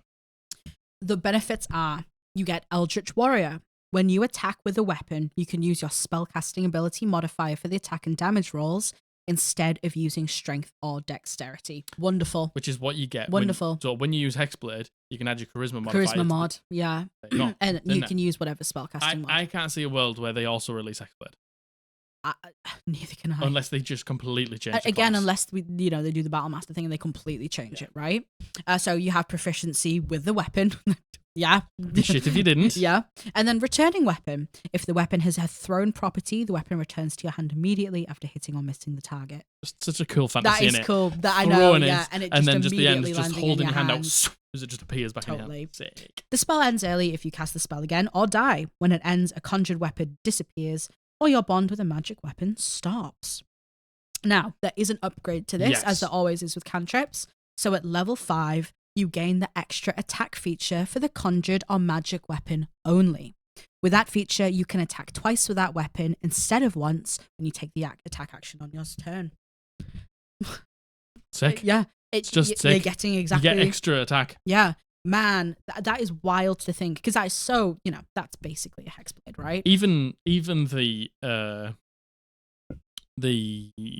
wizard one, Bladesinger, that gets the extra attack at 6th level. Yeah. But also they get to replace it with a cantrip. So they're getting it a level earlier. Yeah. And also you have the ability to cast spells. Yeah. Do you know what I mean? And so it basically, what they're saying is it's a cantrip, but you obviously have to use your action to do it, and then you can basically have the benefits of like a hexblade. If I was DMing for somebody who picked this, I would just say, we know at the beginning of the day, you just cast this. Yeah. Like, you don't need to do it. You don't need to say it. Otherwise, you didn't do it. Yeah, because it does last 24 hours. You don't need to waste your action in the first round of combat. We'll just say that you are able to just conjure this at the beginning of the day.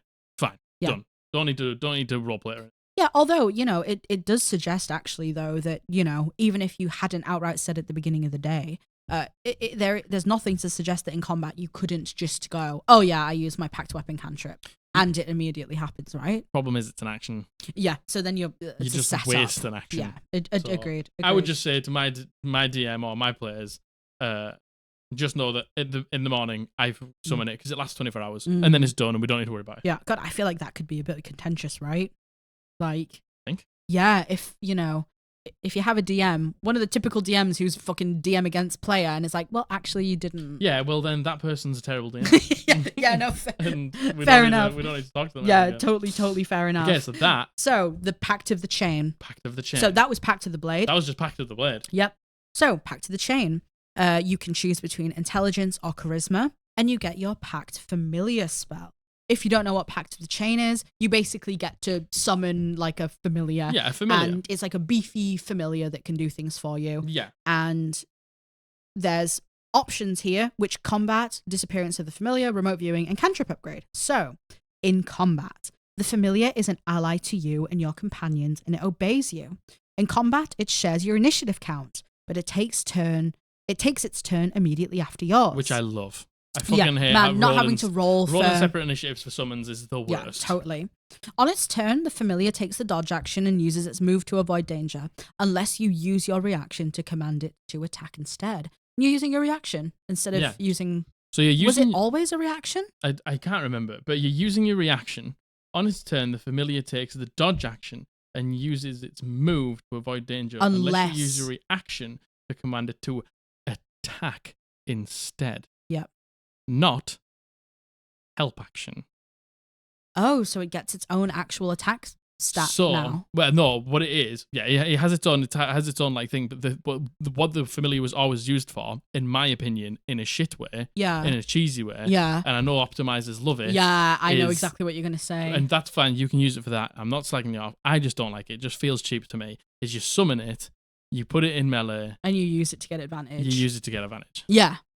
Yeah, which, that is a very common tactic. Yeah, so like if it just uses the help action if you're shooting from range, then it can give you advantage and stuff like that. Yeah. But I don't like that. Yeah. So, so now it is like you have to use your reaction to attack. So it sort of like squashes it into what you can actually do with it. Definitely. There is no mention of being able to help at all, actually. So it can either dodge, move, or attack.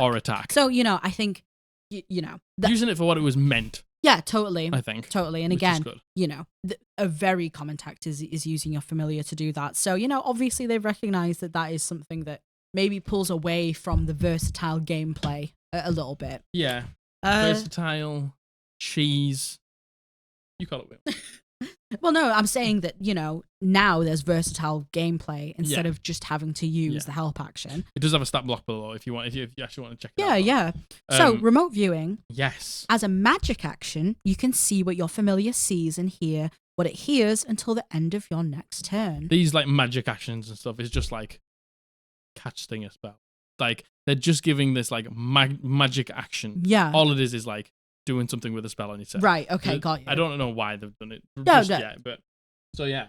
see, hear until the end of your next turn, which is great. Yeah, that's how the familiar worked anyway, right? Yeah. So yeah, I think they've separated it into. If you read the next bit as well, it tells. So that bit is as a magic action, you can see your familiar. You can see what your familiar sees, hear what it hears until the end of your next turn. Could you only do one or the other before? I think so. You could either see or hear, and it wasn't both. Yeah. Okay, fair enough. But the next bit is a good little upgrade, I think. Yeah, so cantrip upgrade. Starting when you reach 5th level as a warlock, you can communicate telepathically with your familiar as long as you two are on the same plane of existence. Additionally, while perceiving through your familiar's senses, you can also speak through your familiar in your own voice. Wow, that adds so much more versatility to the familiar. I love that. You know, how many times have we had a case where there's a familiar sent in that does some scouting, but you can't do anything else with it? Yeah. You send it in, you have to bring it back. You can't do fuck all with it. Love it. I think it's a nice little quality of life. I agree. And you know, 5th level, that's very accessible. Very accessible. Very easy to get to. That opens up so many more options. Like, for example, if the party's split for whatever reason and you need to get a message over to someone else, send your familiar. There's a gap in the wall that your familiar could get through. Exactly. And then they can speak to the party like on the other side, but you can't. Yeah. So I think that's great. Great little role I like play. that. I really like it's that. Nice, isn't it? It's a nice little change. Yeah, I really like that. So Pact of the Tome is the next one. If you want to try and find it, I'll read it on here. So Pact of the Tome. Spellcasting ability, intelligence, or wisdom. So it is the only one that doesn't have charisma. Pact spell, Book of Shadows. Book of Shadows is something that you got if you took the Pact boon last time at level 3.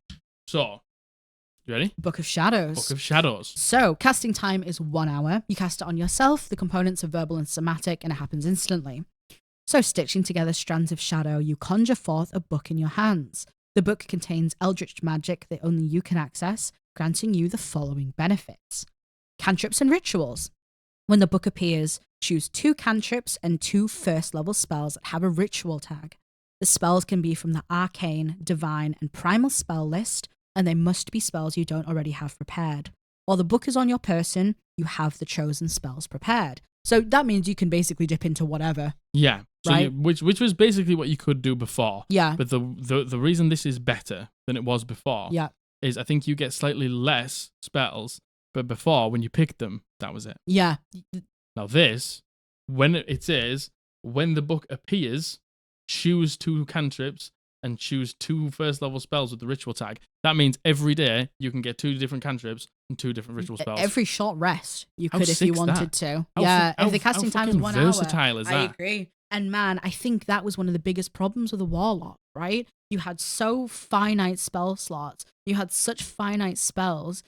There would be points, and I know you suffered from this, where you would pick your spells for that level, and then that was it. It's like you pick message, and then somebody else in the party has message. And you're then you were like, oh, fuck. And you actually took Book of Shadows, right? Yeah, I took Book of Shadows. Yeah, or Tome of Shadow, or whatever, sorry. Yeah. You know, I think, that's great. And it means you can go into a situation, realize, oh, God, I don't have the right things on. Take a short rest. Take a short rest. Well, you won't get a short rest because you're doing this, because the casting time is an hour. But you can take an hour. You can take an hour and then get 2 new cantrips that you want, and then 2 first level spells. 2 ritual first level with the ritual first level tag. spells. Yes, which still good though. Still good. You can be still you good. can be quite versatile, I think, still with good. that. Yeah. I think that's good. I like that. So, spellcasting focus. You can use the book as a spellcasting focus. Same as before. And then cantrip upgrade. When you reach 5th level as a warlock, this spell also enhances other cantrips while the book is on your person. You can add your warlock spellcasting ability modifier to the damage rolls of any cantrip you cast that doesn't already have the modifier added to its damage roll. You know what that means? Go on. Don't need to take Agonize and Blast as an invocation Hell anymore. yeah! So if you pick that, you free up an invocation because the thing is, everyone takes Agonize and Blast because you get to add your Charisma modifier to your Eldritch Blast damage. But now... That just happens at 5th level, baby. That gives you that. Yeah. So now you can take another invocation and put it elsewhere. Although saying that, it says it also enhances other cantrips while the book is on your person. Yeah.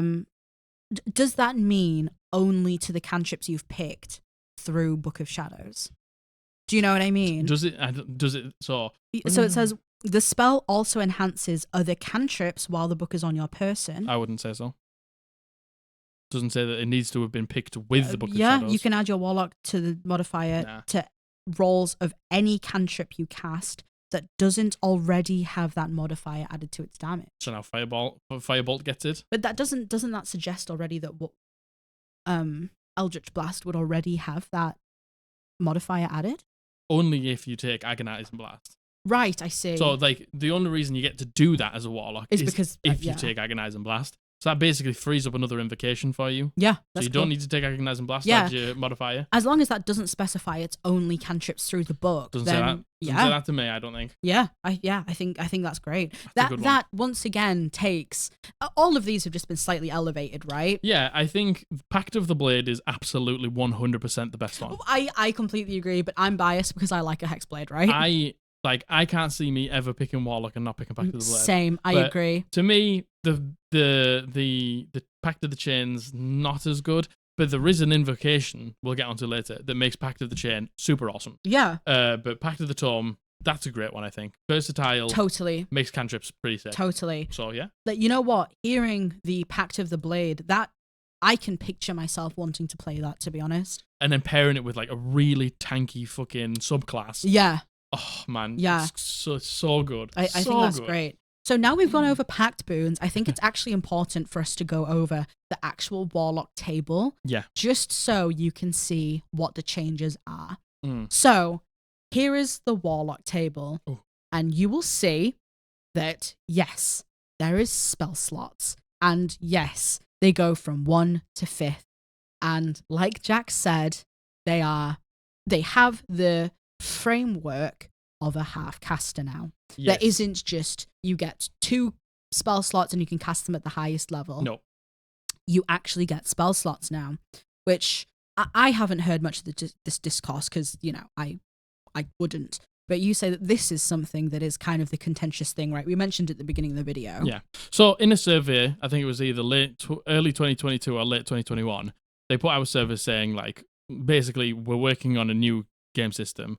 What are all the changes you want from the classes? And the overwhelming feedback for Warlock was we want to be able to cast more spells. Yeah. Okay. Yeah. So I believe that. And this does that. Yeah. And it may look like a half caster, but there is an invocation that used to be an ability that you got an 11th level, which now you get a 5th level. Oh wow. Which makes it not a half caster. Okay. And it makes you able to really, I think this Warlock is now gone from not a massively versatile class to the most versatile class in the entire game. Okay. And I'll talk you through that in a bit. Okay. So from that, it does look like a half caster. Yeah. But believe me, I think it's a great change for the game. Okay. And I think it's a great change for Warlock. And it's really cool. Okay. Yeah. All right. Okay. We'll get to that. They haven't ruined Warlock, I promise. I just wanted to show you that, yes, there's spell slots. You know, of course, there's things like invocation, cantrip, prepared spells now, etc., etc. Mm-hmm. I don't know how much they differ from kind of what the 5e Warlock looks like. You go from 2 invocations all the way up to 9. So you get one more invocation. Right. You go from 2 prepared spells to 15. And again, I don't know how much that differs. Well, 2 prepared spells to 15. Well, the prepared spells, I think, is close to the same. Yeah. But obviously the spell slots is where the spell slots. At level 20, you got 15 spell slots without taking the invocation. Yeah. Yes, it only goes up to 5, but that can change with the invocation. Yeah. Yeah. So think of it like kind of similar to a paladin, right? Yeah. Well, it's a paladin. It's a ranger. Anyone who's a half caster, that's what the table looks like. Yeah.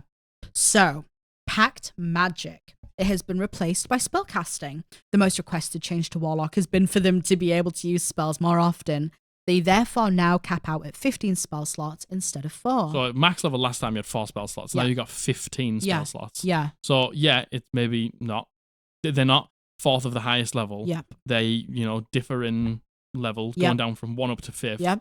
But which I suppose, yes, makes sense. If you're getting so many more spell slots, imagine if you could cast them all at the highest level. There had to be some give and take there, right? Yeah, 100%. There was no way they were going to do that. There had to be a payoff for getting more spell slots. And I suppose that was the payoff. I genuinely think they've achieved it. And this next one, Eldritch Invocations. Yeah, now caps out at 9 invocations instead of 8, so you get another invocation. Let's go invocations, because this is where the juice is. Okay. There was already juice, but there's more juice. All right. Prepare yourself for the juice. Are you ready for the juice? Tell me you're ready. I want to hear that you're ready for the juice. Get ready for the juice. Strap in for the juice. So, the Eldritch Invocation options. So the ones that are highlighted are the ones that have changed. Okay. So again, there's like 1,000,000 invocations. A bunch of them have just been scrapped and gotten rid of and replaced with something called Mystic Arcanum, which if you're a Warlock main, you'll know what it means. But what Mystic Arcanum is now an invocation. So we'll just go from the changes. Yeah, so I will just go over the invocation changes. Again, all of this is completely available online. You can take a look and see what the invocations But you want to do it with us because we talk and stuff. Yeah. Cheers. She is in Cheers to you out there. Yeah. Thank you for bearing with us while we work out the Get good actual. At this. Yeah. So, Favor of the Chainmaster is a new invocation that enhances Pact of the Chain. And that goes as follows. You have to be a 9th level Warlock or higher, and you have to have Pact of the Chain, obviously. Pact of the Chain, so you can only get this one if you've got the Pact of the Chain boon. So, your bond with a familiar surrounded by... Your bond with the familiar summoned by your Pact familiar spell grows more powerful. Whenever the familiar hits with its Eldritch Strike, the targets experience the following effect associated with the familiar creature's type. And they are all sick. So basically, you get to pick between a aberration familiar, celestial, dragon, fae, fiend, or undead. So they're the ones that you can pick from. So there's 6 different types, and each one of them gives like a different effect. Yeah. So the aberration, the slowing slime. The target speed is reduced by 15 feet until the end of your next turn, and during that time, it can't take the dash or disengage actions. So what slowing and taking away dash is so powerful. So what I don't understand with the familiar is, can you, let's say you have a slime out and you're like, I would like to have a fae out. Can you just, with an action, change it? An hour. An hour. So it takes an hour to summon. So you could technically change it out in the middle of the day. In a day, if you wanted to. Totally fine.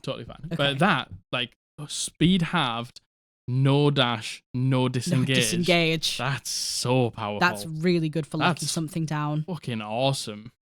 For Celestial Guiding Light, the next attack roll against the target before the end of your next turn has advantage, and if the target has the invisible condition, the condition is suppressed. Suppressed? Is suppressed. By someone called Sue. For the duration. So... Guiding Light. It's kind of like a mini guiding bolt, isn't it? So is this... And these happen when it makes its Eldritch Strike. Yes. So this is kind of like the weapon mastery thing.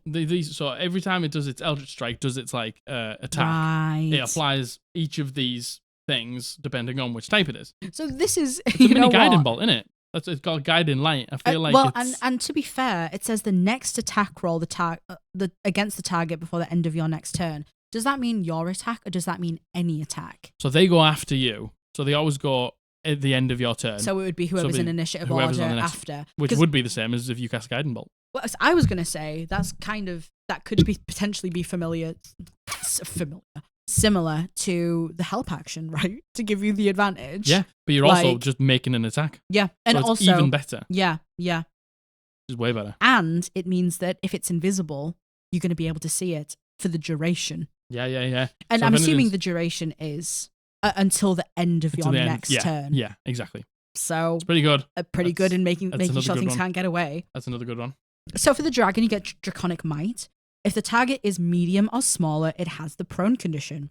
So it automatically hits things into prone. Depends if you've got a melee heavy party or a ranged because if you have a ranged heavy party, they're not going to thank you for this. Yes, they're going to very much not thank you for this. But again, the fact that you can change it out, like in an hour, like you might never have to take this. So prone condition, half your speed to get up.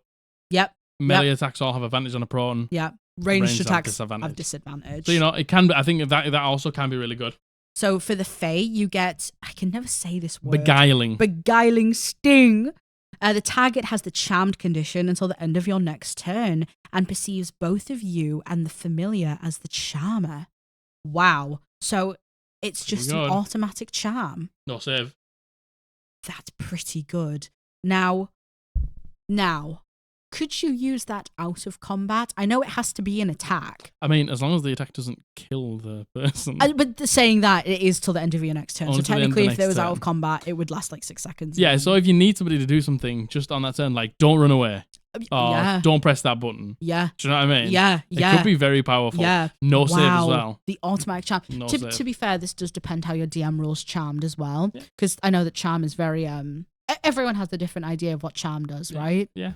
But I still think charm is like, I think the no save charm is very powerful. I love a charm. Oh, I do love a charm. No, to be honest. no save charm. No save charm. Very nice. So for the Fiend, you get Unearthly Toxin. The target has the poisoned condition until the end of your next turn. No save. No save. No save. Holy Poison shit. means they have disadvantage on all attacks. Yep. Now, granted, this is a 9th level feature, but still, even at 9th level, to not have to save. No save against charm, no save poison. No save poison. Shit. Pretty good. And That's then pretty good. Finally, for undead, you This is what I meant though earlier when I was like, it doesn't seem great at the beginning, but it gets a massive buff later on. Yeah. These are unreal. Yeah, agreed. Sorry, last one. And you know, you're going to get to 9th level. If you're doing like a long-term campaign, you're going to get to 9th level. 100%. So for undead, you get Whispers of the Grave. The target has the frightened condition until the end of your next turn. You choose whether the target is frightened of you or the familiar. So I can not move closer to the familiar or not move closer to you. Pretty cool. And again, no save. No save. No save. No save. Pretty nice. Sick. Again, that's so versatile. Yeah. And to be able to just switch them out as in, well, not as and Like when, each you know, day, with an hour. Yeah, With an hour. you know, definitely each day if you wanted to, potentially, you know, in a day, like within the actual. I was gonna say the work day.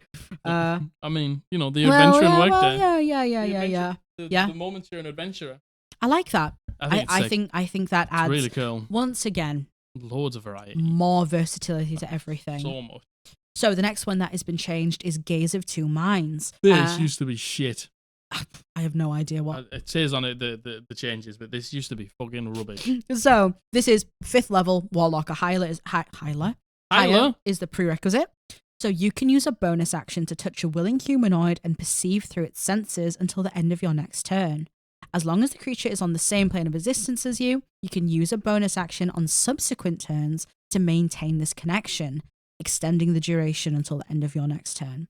While perceiving through the other creature's senses, you benefit from any special senses possessed by the creature, and you can cast spells as if you were in your own space or the other creature's space. You know what? I was like, this all sounds very meh until the end.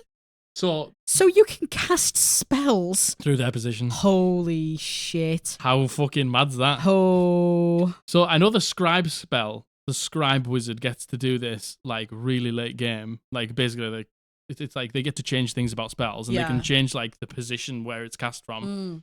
So they used to also, that used to not even be a part of it. The spell thing. I was going to say, I'm assuming not, right? If you said it used to be dog shit. Yeah, and also it used to cost you action to keep it up. Well, yeah, now it's a your bonus action. Yeah.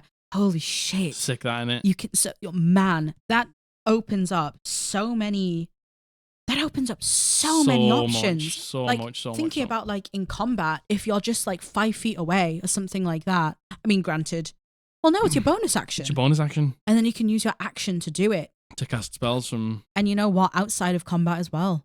Like, imagine having to do like a sneak operation. You just need to do something. Like, you could send your familiar in.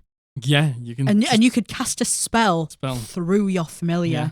That's wild. It's like, imagine if you were like trying to infiltrate like the lawmaster's corrupt. Yeah. The lawmaster walks in and you walk up and you just pat him up, pat the lawmaster on the arm and you're like, oh, you did a great job today, that speech. And the lawmaster's like, fuck you, I hate you. Yeah. Walks into the house. Yep. All you're doing at that moment is just bonus action. Yep. Till he gets into the house and then you can start casting spells in the house. Yep. So my question is, like, let's say you wanted to do like some sort of a hit. You go in and then let's use the Lawmaster, for example. Could you cast a spell on the Lawmaster from there? Do you know what I mean? Gosh, you can. So you could like fireball yourself. Because you can cast a spell. You can cast a fireball on yourself if you wanted to. Yeah. So all you need to think about is you can cast spells from that person's position. That's wild. That's great. 5th level. And because you can see and hear through their eyes, there's no like, oh, well, you can't see. It's like, yeah, I can. Yeah, well, jeez. That alone I think Unreal. is absolutely insane. It's Yeah. maybe not going to get used like every day, but there's going to be a moment in your campaign There's going to where be a moment. you use that, Yep. and it's going going to feel really good. It's going to be the MVP move. Yeah, It's gonna be totally. the MVP move of the campaign. Totally. Unreal. And the fact that, these invocations, so you can get multiple. You could have this as well as something, because you start with 2, right? You start with 2 and you end with 9. You know what I mean? Like, and you don't need one for, if you pick the tome, Yeah. you don't need one for Agonize and Blast anymore. Yeah. So the next one is Gift of Protectors. Now, the prerequisite is you have to be a 9th level Warlock or higher, and you have to have Pact of the Tome. So a new page appears in your Book of Shadows when you conjure it. With your permission, a creature that can use its action to write its name on that page, which can contain a number of names equal to your proficiency bonus. When any creature whose name is on the page is reduced to 0 hit points, but not killed outright, the creature magically drops to 1 hit point instead. Once this magic is triggered, no creature can benefit from it until you finish a long rest. As a magic action, you can erase a name on the page by touching it. That's like the opposite of the Death Note, am I right? So that was from Tasha's.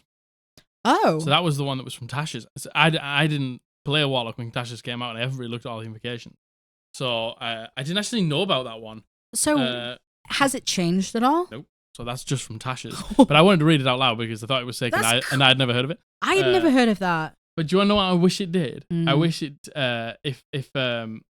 if one person uses it, nobody else can. It would be nice if one person used it, that name gets erased from the book.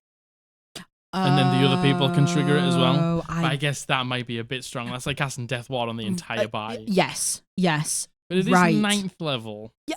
I think it might be a bit strong, actually.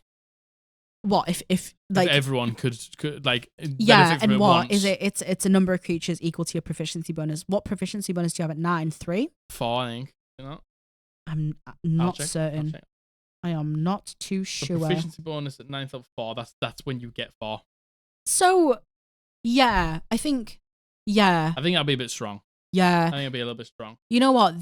This would also be great in a situation, right, where there was a hit you need to get. You don't want to have to worry about specifying I hit them with blunt weapons or I non-lethally hit them. Like you can just kind of go all for it, get this person down, ensure they don't die, and you can have a situation where you can then capture them and question them and stuff. Only issue is they need to have written the name of the book. Oh, yeah. I thought the creature. Yeah. So, it says with your permission, a creature can use its action to write its name on that page. Yeah, you're right. But that's for an autograph. Yeah. That would be cool. Yeah. That would be dope as fuck. Yeah. How can I get an autograph to write the name in the book? Literally like Death Note, right? Like, that would be sick. That's a really good use for it, actually. There's so many options with that. I think that's a really creative one. Yeah, I didn't realize that was from Tasha's. Love that. That's really cool. So the next one is Hexer, and there is no I can't say that word. Requisites. When you cast Hex, its range is 600 feet, and you have advantage on any Constitution saving throws you make to maintain your concentration on the spell. Why wouldn't you take that? So the only reason you wouldn't take that, so to me, 600 is fucking pointless. Yeah, what's the point in making it 600? No map is. They should have made it really cool and done 666. That would have been cool. Yeah. Where does 600... Horns up in the chat. Hell yeah. We're not live, but horns up in the comments. Yeah. Horns up in the watch party. Where does 600 come from? Don't know. It's a weird number. Unless there's, like a reason that we don't know, maybe. Yeah. Like. So the only thing about it is, a lot of people take Warcaster, which would give you advantage. Yes. So then, that would then be pointless. But this is an invocation, you get multiple. It's true. Warcaster is a feat that you only get every 4 levels. Okay, so on to the next one, which is called Mystic Arcanum. The prerequisite is a 5th level Warlock or higher. Your explorations of the arcane have unlocked magic within you. Choose one spell from the arcane spell list that has a level for which you qualify, as shown on the Mystic Arcanum table. Look for your Warlock level on the table to see the maximum level of the spell that you can have. You can cast the chosen spell once without expending a spell slot, and you must finish a long rest before you are able to do so again. Repeatable. Well, in fact, you know what? Let's look at the table. Yes. So, Mystic Arcanum, am I right in thinking that before it was the one where you could cast a higher level spell? Yeah, so when you hit 11th level, you could pick one spell from 6th level, and then when you got to like 13th level, you could get 7, and then 15th level, you could get 8, and it just went up like that. You could pick one spell that wasn't changeable until you leveled up or got the new Mystic Arcanum unlock at the next level requirement, and you could cast that one spell once a day without requiring a spell slot. Which is kind of similar to what this is, right? Yeah, kind of. But now, kind of, it's based on your Warlock level, right? Yeah, so you get it, and don't get it at 11th level now. You get it at 5th. Yeah, so here's the table. So for Warlock level 5th to 6th, you get a spell slot of 3rd. 7 to 8, you get a 4th level spell slot. From 9th to 10th, you get a 5th level spell slot. 11th to 12th, you get a 6th. 13th to 14th, you get a 7th. 15 to 16, you get 8th. And then 17 plus, you get that 9th level spell slot. So they're the exact same levels that you would get those spell slots anyway. Yeah. So at 5th level, you get a 3rd level spell. Okay? So this is why it isn't a half-caster. Because this is repeatable. So you can take this invocation more than once. Each time you do so, the spell you gain must be different to the level from... must be of a different level from any other spell you've chosen for this invocation. So you could, if you wanted to, right? At end game, you could have Mystic Arcanum 9 times. You could have Mystic Arcanum 9 times and have all the spells that you want. You can have 5th, you can have 3rd, 4th, 5th, 6th, 7th, 8th, 9th spell, and you cast them, and that's it. Yeah, and I mean, you know what? Realistically, so let's say you get it at 5th level, right? You have 3 invocations at that point. If you wanted to, you could go 3 Mystic Arcanum, right? Yeah. And you would be able to cast spells of... You couldn't go 3 straight away because you can't switch out all of your invocations at the same time. You can do them once per level. Okay. But the thing is, right, what you would do, I imagine, is like at 5th or 6th level, take one and take a 3rd level spell. And then as you go a bit further up and you begin to get higher levels, you just drop that because you don't, like... When you get to later levels and can cast super high level spells, you don't really care so much about the earlier ones. Yeah. True. By the time you get up to, so when can you cast 3rd level spell as a warlock? Let me just take a little look on the new table. So on this table, you get 3rd level spells at level 9. So at level 9, you can drop that 3rd level Mystic Arcanum that you've got. Yeah. You get that 3rd level spell and then take a higher level spell. Yeah. See, you know what? I don't know how I feel about this. Do you want to know what? I think this is the thing. I think it's very... Do you want these? Yeah. You want to play with them? Yeah. You want to play with the dice? I will put them down. I won't put them down. But I won't put them down. But I want to play with the math rocks. Okay. So, I understand why people might not like it, but I do think it makes the Warlock super versatile. Yeah. So you get all those half-caster slots, and then you get to take as many or as little Mystic Arcanums as you want. See, you know what? So, I have always really struggled with understanding how the Warlock casting at max level works, right? Yeah. So, how did it work before? At what point did you get 3rd level spells as the 5e Warlock that you could cast up to? So, every time you got a new level spell, like as a druid, you get at 5th level, you get 3rd level spells. Yeah, would that be the same? That's when the Warlock gets to cast So it's the same. It's the same. Then, it's the really. Because you aren't losing anything. Yeah. You aren't losing anything. In fact, all you're doing is gaining the ability to cast more spells. Yeah, and you know what? I think the whole, like... Yes, it's repeatable, but... Again, only... You can't stack all 3 of them at the same time. No, because right? you know when you level up and you get that new invocation. Yeah, you can switch one of them out. Yeah. So by the time this happens, what level is it? 5th. 5th. So at 5th level, you have how many invocations? You have 3. Yeah. So you'll get a new one. Yep. Which you can have as Mystic Arcanum. Yep. And then you'll get to change another one, which you can put to Mystic Arcanum, and then you'd have 1 left behind. Oh, okay. So at that point, you could have 2 3rd level spells. 2 3rd level spells that you can cast without using a spell slot. 2 3rd level spells, 2 2nd level spells, and 4 1st level spells.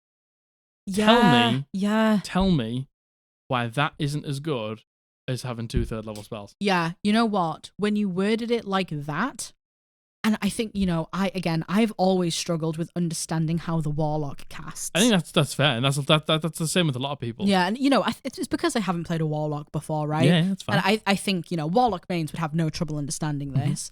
But the fact that you can cast them for free as well, like, you know what? I understand why this is contentious. Yeah, I get it. But I think it's contentious because it's just such a massive overhaul. I agree. It's just completely changing the class. That's what I was going to say. I think it's probably contentious because the fantasy of the Warlock, as it is in 5e now, is, you have 2 spell slots. You might get more if your DM likes you.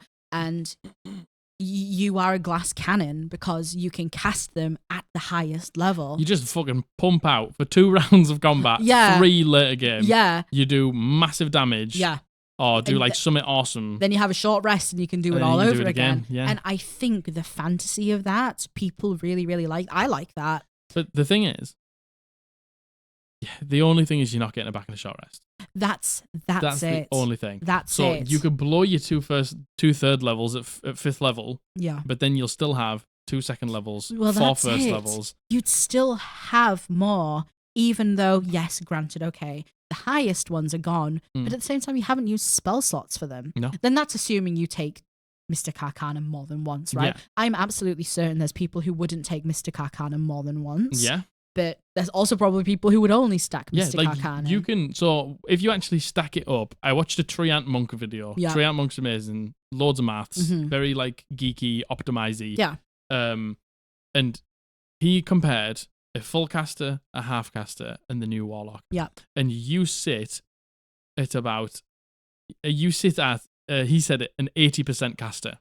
Okay. You're not a 3/4 caster, you're actually just a tiny bit better than that. Yeah. If you took, which I would agree. If you took every single Mystic Arcanum as spells, you would sit at an 80% caster. So you can now be that, or be whatever you want, and still have more spells than a half caster. Not as many, but the thing is, in D&D 5e, you didn't have as many spells as a full caster anyway. You never had. Yeah. Even if you took 2 short rests today, you're still not going to catch it. Yeah, no, I agree. So this allows you to, in my opinion, to build the Warlock you want. I think you hear on the surface of it, well, you don't get them back on a short rest. And everyone's like, no! And they get it, because that was the thing of it. I get it. Exactly. And you know what? That was my reservation about this going into it. And again, I'm not a Warlock main, so I don't know. But I do genuinely think the Warlock was kind of complex anyway. Once you get over the hurdle of, okay, this is the level I can cast things at, you're probably fine. But I feel like this does complicate it a little bit more. I think this complicates the fucking shit out of it. Personally, even me, who had to read, who had to watch a couple of videos a few times to understand it. Yeah, and I think, a new player coming into this, like, considering you get your packed boons at level 1, there's all of that. You get a subclass at level 3, and then you have all the invocations.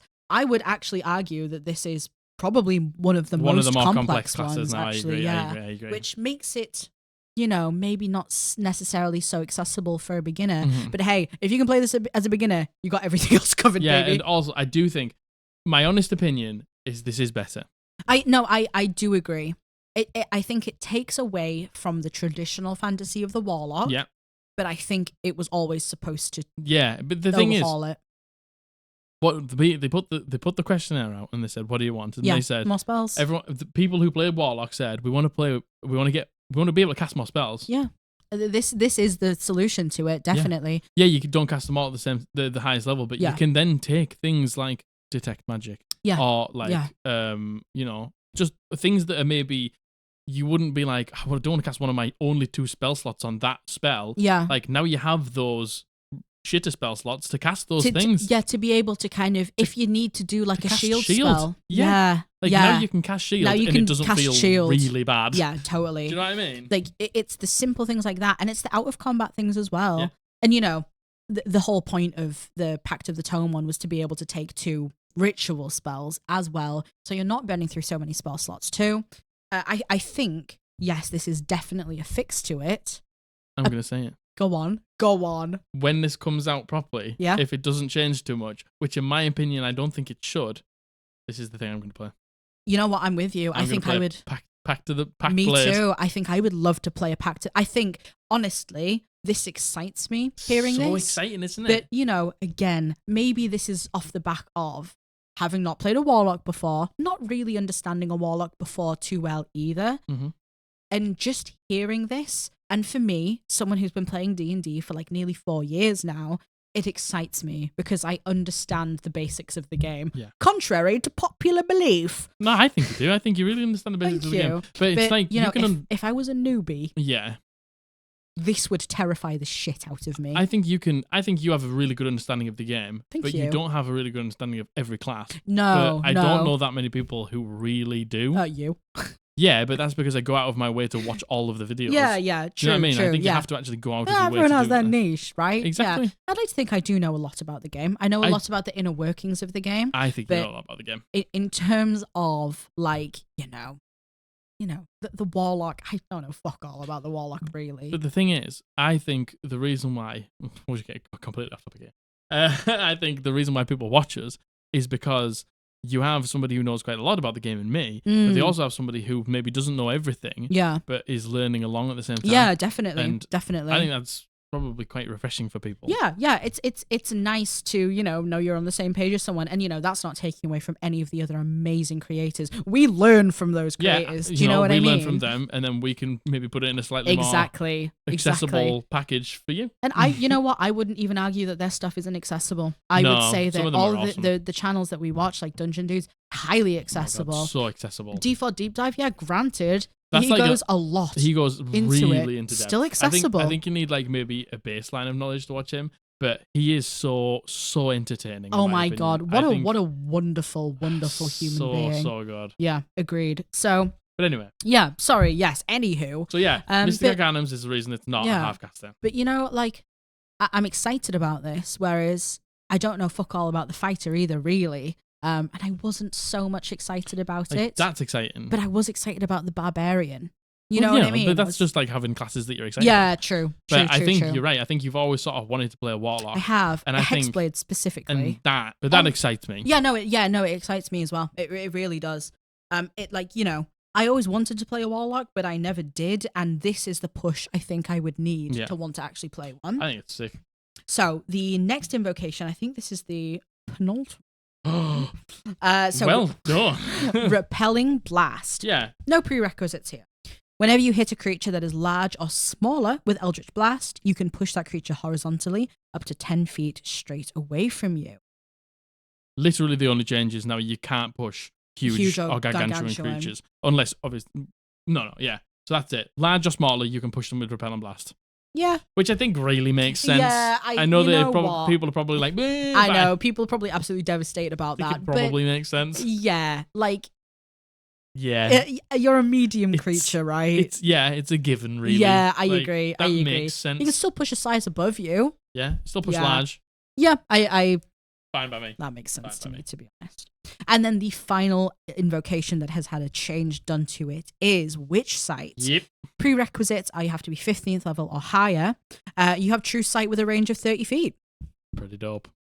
So you can see invisible creatures and everything. Before it used to just want to be able to see shape changes and illusions. Yeah. Yeah. So now it's True Sight is invisibility, see-through disguises, see-through illusions. You can see everything. True Sight is just like any disguise, any illusion. You can see it. And invisibility as well. Now, you know what? The 15th level is quite high. Bring it down to 9. I was going to say bring it down to 9. Needs to be 9, I think. Bring it down to 9. 15th level's pretty high for that, I think. Yeah, I agree. But man, that's great. To be able to, it's like the Demon Hunter in WoW, isn't it? They can see they can Spectral see sight. Yeah. So is that it for the invocations? Yeah, so we'll go back up. The next one is Contact Patron. Yeah, well, first of all, what do you think about the changes to the invocations? You like them? I think they're good. I think they got rid of some of the trash. There was some crap in there. Yeah, again, there was like a million billion invocations, right? So many invocations. And again, that was one of the things, you know, I'm kind of flip-flopping here a little bit, I think, because I'm like, this has made the Warlock more complicated, which it has, But, you know, the invocations were complicated in my opinion anyway, because there was so many of them. There was a lot of choice. Trimming out the weeds, kind of making some of them better. Yeah, exactly. Yeah, I agree. Like, if we haven't read them all out, but it's like, so many of them say, has been replaced by Mystic Arcanum. Yeah. Has been replaced by Mystic Arcanum. Yeah. So there's loads that have just disappeared from the game, and I think that's probably good. I agree. There was too many before. No, I totally agree. So the next thing we're looking at is an 11th level feature, and it is called Contact Patron. Now, in the past, you have usually contacted your patron through intermediaries. Now you can communicate directly. You always have the contact other plane spell prepared. With this feature, you can cast the spell without expending a spell slot to contact your patron, and you automatically succeed the spell's saving throw. Once you cast the spell with this feature, you can't do so again until you finish a long rest. Now, Contact of the Plane is a spell in the game. Yeah, so I'm going to read that in a second. Yeah. But how fucking much has Warlock been missing that? Oh my God. Being able to contact your patron. And you know what? I think there's two ways this can be spun, I think, in terms of flavor. So you either are a Warlock, you know your patron. You're a Warlock, you don't know your patron, right? For the Warlocks who know their patron, Gucci. For the Warlocks who don't, and maybe want it to be a surprise, I feel like this could potentially get into the realms of like opening a can of worms you don't want to open at that point. Yeah.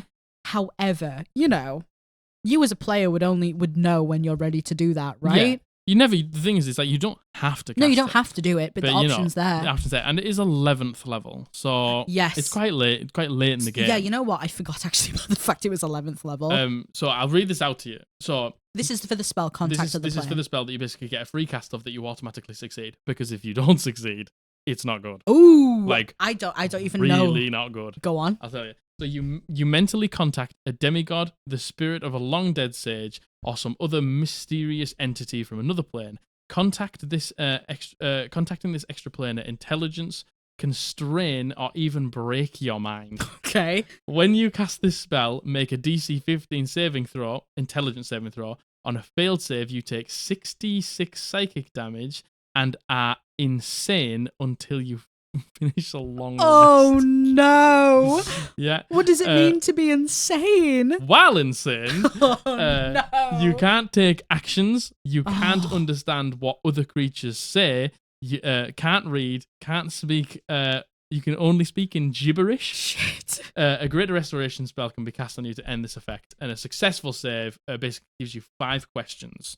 Wow. So basically, you can get those sort of yes, no, maybe. What level is Contact of the Plane? 5th level. So that's, when you can cast. Is that when you can cast? I'm not certain. 11th level. I'm pretty sure. I'm not certain. 11th level. Well, this is a fucking. I was gonna say this is the Warlock. I'll so go with the Mystic Arcanum. That'll tell yeah. me. The Mystic Arcanum. 5th level is 3rd. 6th level. Sorry. Yeah. So 6th level is 6th level spell. So you get this a little bit later than if you were to take it. Yeah, so yeah, maybe yeah, it's not yeah. on the spell list. Yeah. So you automatically succeed it. Hey. Once per day for free, which is cool. And especially if you're not an intelligence-based Warlock. Yeah. But I think that's super cool to be like, to tap into your patron and be like, tell me what's going to happen today. Yeah. Will I die? Will a big monster eat me? Will an avalanche crush us in this icy plane? Where are you? Who are you? Yeah. What do you need from me? So it's got that same stipulation at the end of like, it's up to the DM how much it's supposed to be like yes, no, maybe, unknown sort of shit. But kind of like augury, I suppose. Yeah, but the DM can use the DM discretion to answer it if in like full sentences if they want, which I think is sick. I agree. Okay, so the last one, which is an 18th level feature, and it's called Hex Master. Yeah. You have mastered the dread application of hexes, allowing you to cast the hex spell without expending a spell slot. Jack's note on this is, and I quote, new and it's dog meat. Absolute dog meat. For 18th level, to be able to cast hex for free. Do you know how many fucking spell slots you got at that point? Yeah. Now you're a new cool Warlock with loads of spell slots. I know. That's rubbish. I know. Do you want to know what that should do? Go on. That should do the thing that everyone thinks Hex already does, but it doesn't. What? The corresponding, you can give them disadvantage on a check. Yeah. Give him disadvantage on a saving throw. Yeah. Everyone thinks it does that anyway. Yes, true. Everyone, But, tell me you haven't cast Hex and gone disadvantage on dexterity saving throws, please. Yeah, and then your DM goes, know. that's not how the spell works, mate. Yeah, no, it's checks. But for 18th level as well, and even then, even if it just gave disadvantage on a saving throw, I think being able to cast it without a spell slot and being able to give disadvantage on a specific saving throw is pretty good. Yeah, for the whole duration, I suppose. Forever. Yeah. And ever. It just uses your bonus action to cast it. If you've taken Hexa, you also get the advantage on keeping it up as well. It doesn't really matter because you just use bonus action. Oh yeah, true. Because it doesn't require a spell slot anymore. Well, yeah, good point. I think as it is, it's fucking shit. Yeah, that's rubbish as an 18th. For an 18th level, I know. Level. Considering genuinely how great some of the other stuff has been, I think it's like you can cast 9th level spells, but you get to cast a 1st level spell for free. Yeah, we got you here. That's not good. Yeah, I think that's shit. I think there is so many other things. Again, I don't know what the option is, but I think that's not great, especially considering how great some of the other stuff has been. Yeah, so that's the end of the Warlock. Yeah, we'll quickly do the Fiend. That's the changes actually like to Warlock in itself. And you know what? What do you think? I think, again, not as a Warlock main, and as someone who hasn't played a Warlock properly, who doesn't fully understand the inner workings of it, I think they have overcomplicated it. Not overcomplicated, that's the wrong way to say it. They have made it more complex. Yeah, I would agree. They have. And I think that by nature makes it slightly less accessible to a new player. But everything doesn't have to be completely accessible to new players all the time. I suppose. Yeah, I do think. What do you think? Do you think it's good though?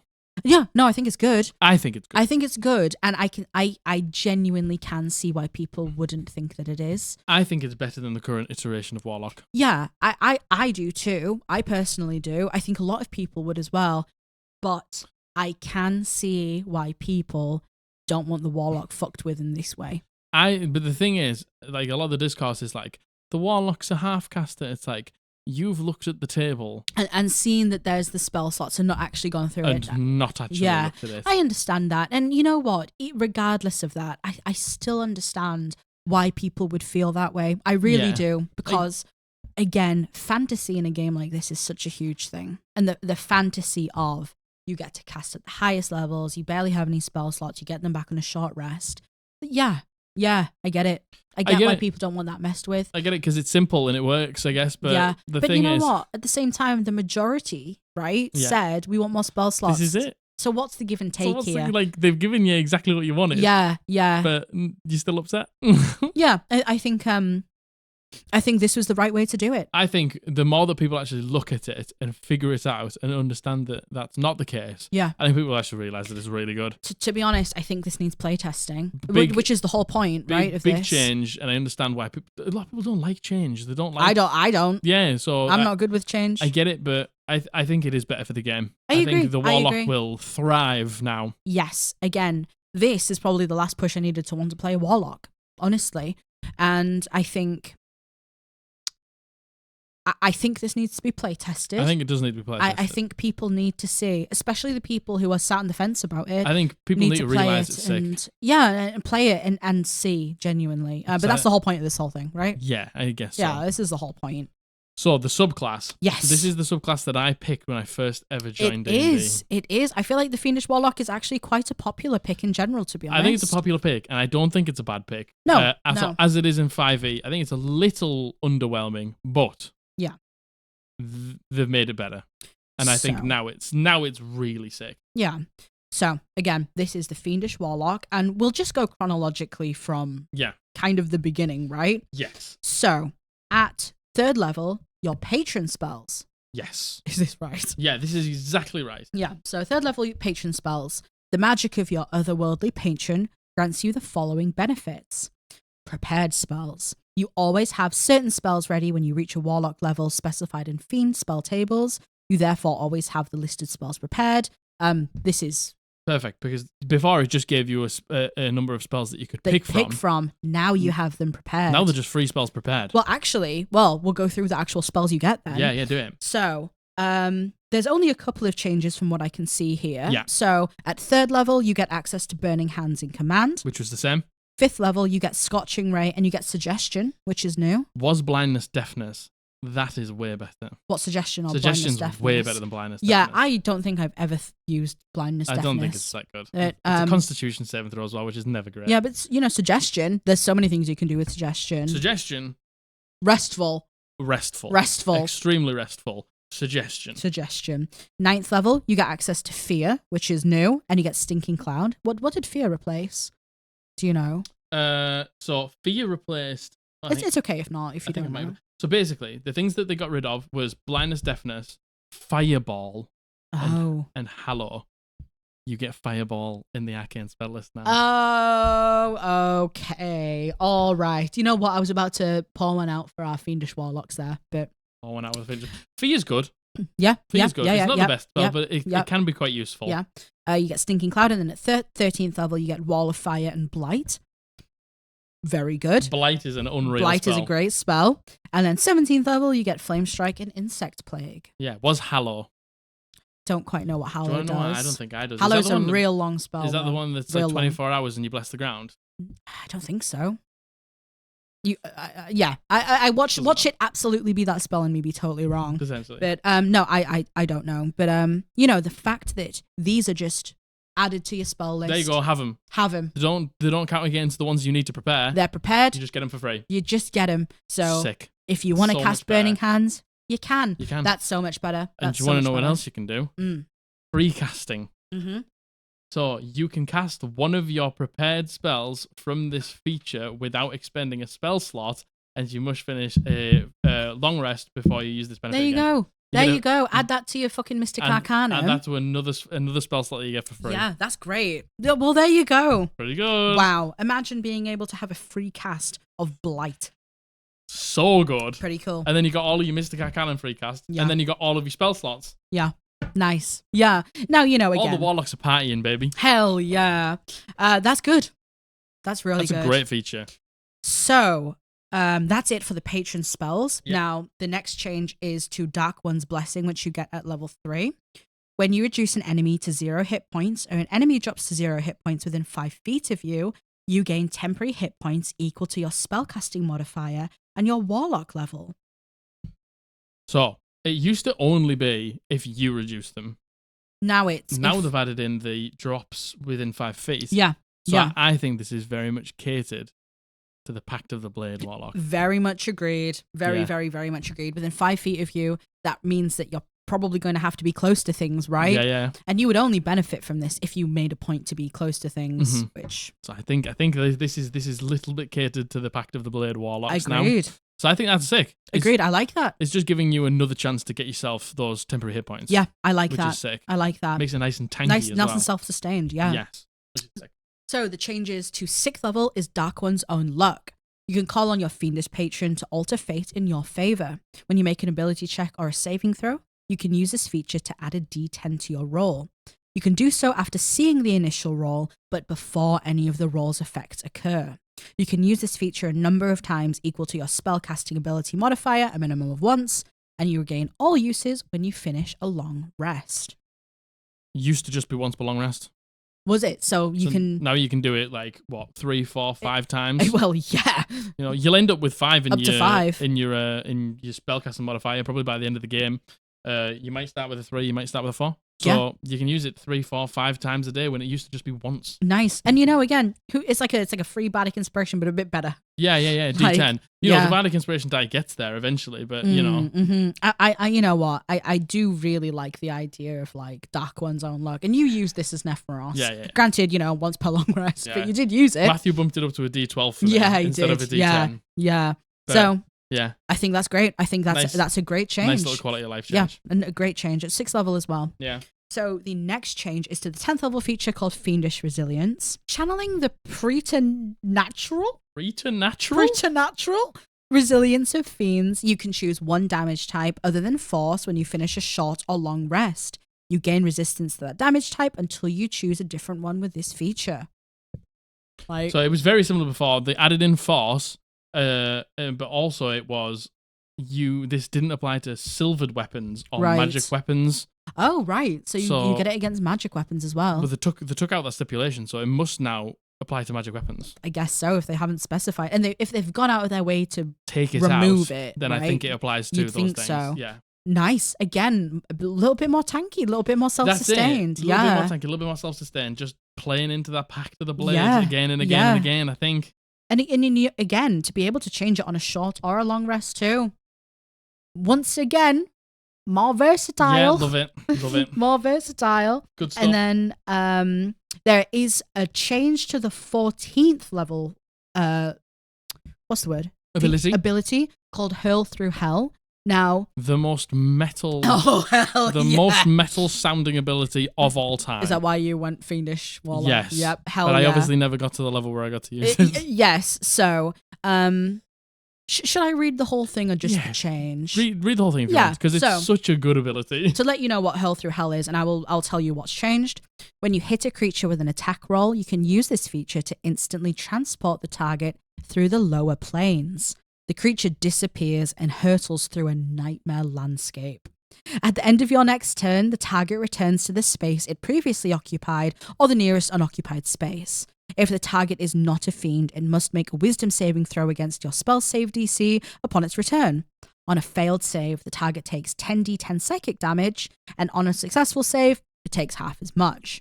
Now, the bit that has changed is, once you use this feature, you can't use it again until you finish a long rest, unless you expend a spell slot of at least 4th level when you use it again.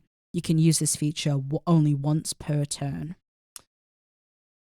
I would 100% sacrifice a 4th level spell to do this. Oh my god, 100%. The best thing about this ability is, the 10d10 is great. That's fine. But it's the they just leave. They just piss off. They just basically get banished. I was going to say it's like a banishment, isn't it? Get banished for an entire round. Yeah. Man. That is so helpful. Imagine if there's just one thing you need to take care of. You walk up, smack them with your sword. Yeah. What if the wizard needs to get away or something that? And you can and the amount of times where you used banish, is it called banishment? Banishment.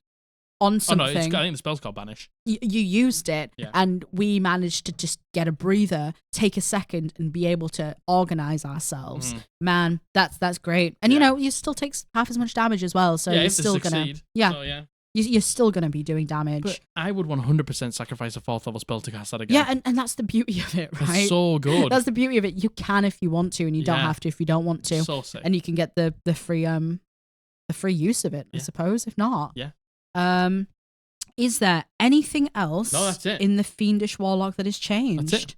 That's it. That's everything. It's all done. It's all done. Dunzo. It's all done. Finished. I think the changes to the Fiendish Warlock. Now, the Fiendish Warlock was the one that kind of, looking through the Warlock subclasses, it's one of the ones that stood out the least to me, I have to be honest. Yeah. Again, I still don't necessarily know if I would play one based on that, but I think that's because maybe I don't like the fantasy of it. Yeah, no, I get that. But again, I think that, like you said, I think that pairs very well with Pact of the Blade. Nice, innit? Yeah. Very, very well. The free casting, the prepared spells, you don't have to prepare them. Like the extra tankiness, Hurl Through Hell being like more readily available. I just think it just takes all it is again is it just take that subclass and just fix everything that was maybe weak about it. Yeah, and you kind of asked a question like a little while ago of, do you think this is worth the money of a full book? And I still don't think I know the answer to that, to be honest. Do you want to know what? If every single class got as changed as the Warlock, like the Warlock, that's just a new class. Agreed. Class. Yes, agreed. To be honest, I feel like the Barbarian is kind of a new class in itself. Yeah, the Fighter maybe not so much. I agree. The Fighter is definitely, out of the 3 we've looked at, the Fighter is the one that maybe, to me, is the most uninspiring. But I agree. Maybe that's just because I don't like the fantasy of a fighter too much. But also, that might be because it's vanilla ice cream. Yeah, that might be because it's just not my flavour of Yeah. And, maybe fighter mains are absolutely fucking rejoicing or lamenting. What do either you or. think about the changes? What do you think? What do you think? Do you like the Warlock? Because I know there's been some talk in the Discord, our Discord, about the fact that they've ruined the Warlock. Yes. And the thing is, if I just looked at it on the face of it, I can understand why you would say that. But what do you think now? Yeah, now that you've actually listened to it and kind of there's been some conversation about it and some examples, what do you think? Yeah. Or you're like, it's even worse. It's even worse. Even more. Jack's an idiot. Shut up, Jack. And you know what? I say this every single time, right? Like, this is so subjective. This is so personal. Yeah. You could hear this and think, oh my God, that's dog meat terrible. Dog meat terrible. And not want to play it. And that's fine. Yeah. You don't have to play it. You don't. If you don't like the way that any of these sound, you don't have to do it. But like, the changes to Barbarian were just an upgrade. Yep, agreed. The changes to Fighter are just an upgrade.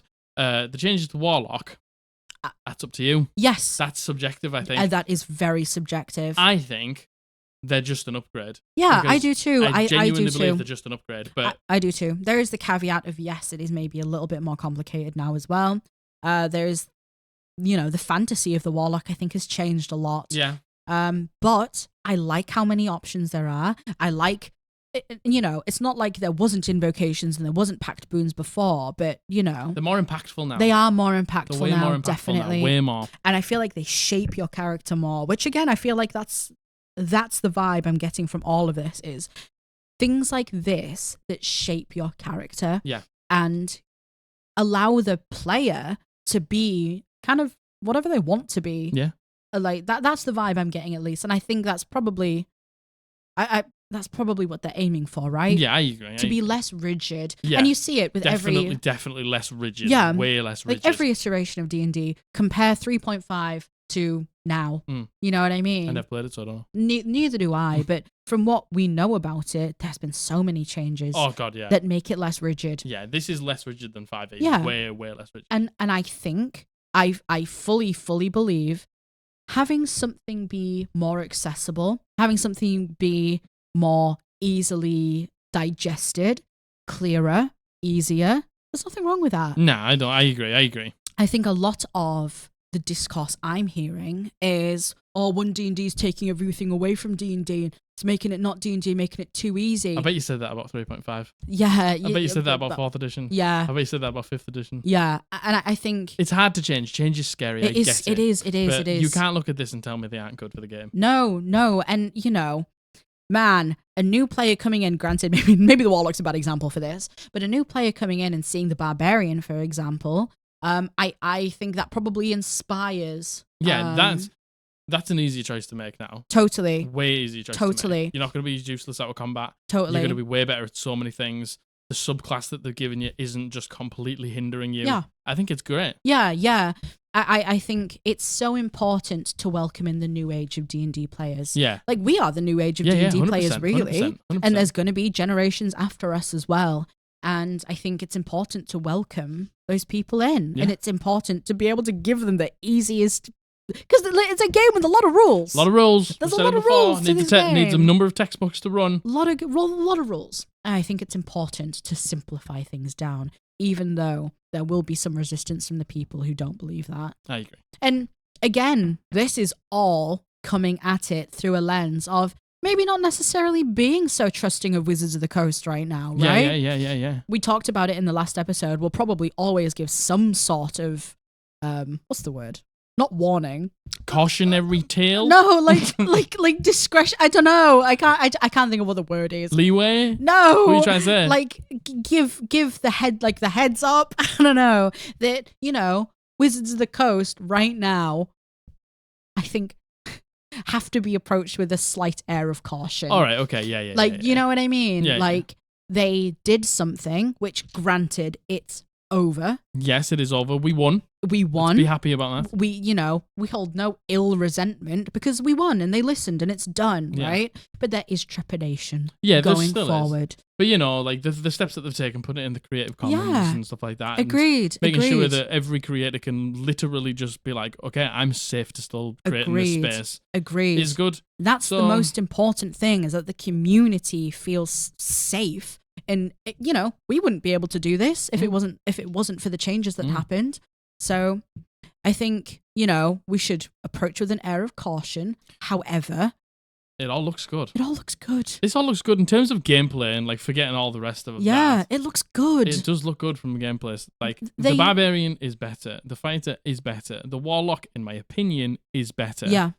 So, it'll come down to like how they fix like game rules, yeah. I think. Because I think what they're doing right now is just building on foundations of good classes from 5e and just making them better. Which I think is important, to be honest. So, but the thing is, it's like if every class is changed as Warlock, then yes, I think it's worth buying a new book. Yeah. But because everything else isn't as changed as Warlock, and the only other one that I think received this many changes and this fundamental change was Druid. Yeah. And that got received badly. Really badly. If you want us to go over the Druid, let us know. I think we should. Go over the Druid. For you, I think we should. I think we should go over for you. I would really like to go over the Druid, to be honest. I think it'd be good. But yeah, kind of the last thing I want to say on that is, from what we can see, Wizards are really trying. Yeah. They're listening to us. They listened to us. They gave us what we wanted. They're taking on feedback. They're doing play tests. So I think, keep it up. Right now, keep it up. Keep it up. Don't try and fuck anyone else. Don't try fuck anyone else, but keep it up. Because if you do, we'll just cancel our D&D Beyond subscriptions again. Yeah, exactly. But so I think watch out, Wizards. Listen to me. Honestly, everything's looking great. I agree. I feel very optimistic about excited. the future of D&D. Me too. I feel really excited. I feel very excited about the future of D&D. Like, this is making me excited. Totally. I couldn't agree more. Very, very exciting stuff. Again, this isn't us saying D&D is the only TTRPG out there, because it's not. It is the most popular. It is the most popular, and for a reason. I think for a reason, because I think it's the easiest system. Yeah. It's like... No, that's a lie. There are easy systems. I think there's arguments to be made against that. I think it lands in a space between too hard for a lot of people and too easy to not be interesting. Yes. I think it walks that fine line in between all of those. Yes, and I think quite well. Because there's been a resurgence of D&D, there's a lot of content creators like us who are always talking about it. Yeah. There's always information out there and it's accessible. Yeah. I think D&D is very accessible. Yeah, I agree. And I think they're only trying to make that better. So that's a good thing. I can only see D&D being more accessible as a good thing. All right. So let us know what you think. Again, we have no idea if you like these videos yet, because the Barbarian one hasn't even gone out. Still hasn't gone up yet. So we don't know. We don't know. We don't know. And if you don't like them, we won't do any more of them. Yeah, well, we probably still will. Yeah, we probably still will. We definitely... Oh my God. Show them. Oh, we definitely want to do the Druid. I definitely would like to. I think we should do the Druid. Yeah, definitely. I enjoyed it. It's good because, it takes something that you probably don't want to read. Yeah. I don't want to fucking read it. Yeah. Margaret doesn't want to read it. So we all just read it together. Yeah. And we nobody wants to do homework. Like a studying group. So let's just do homework together. Yeah, agreed. But now you understand how some of these new classes work in OneD&D. We hope that was helpful. Yeah. So OneD&D comes out, you're not just like, where do we begin now? Yeah, totally. We get to do it together. Ha! You get to do it. I get to do it. Margaret gets to do it. Bully gets to do it. And he's not happy. No, he's not happy at all. We gotta go. We gotta sort this dog out some way or the other. Oh. Right. If you like this video, make sure to hit the like button. Tell me what you think of all of the new classes down in the comments. Please, let us know if you enjoyed these videos. Please. Go pick up a t-shirt. Pick up a t-shirt, if baby. you want to. Don't. You don't have to. Descriptions in the description below. Descriptions in the description below. Descriptions in the description below. Yeah. Link to the t-shirts is in the description down below. Don't forget our Homebrew challenge. Don't forget our Homebrew challenge. The theme is Moon, and it is a simple melee weapon. Correct. And you can find that in the Discord. Link is below. What have I said so far? You've said like. You said merch. Subscribe if you liked it enough. Please. Please. Please. And then hit the bell notification to be notified when we upload videos on a Monday and a Thursday. Yeah. And until next time, I love you. I love you. Margaret loves you. And we will see you next time. Bye. Bye.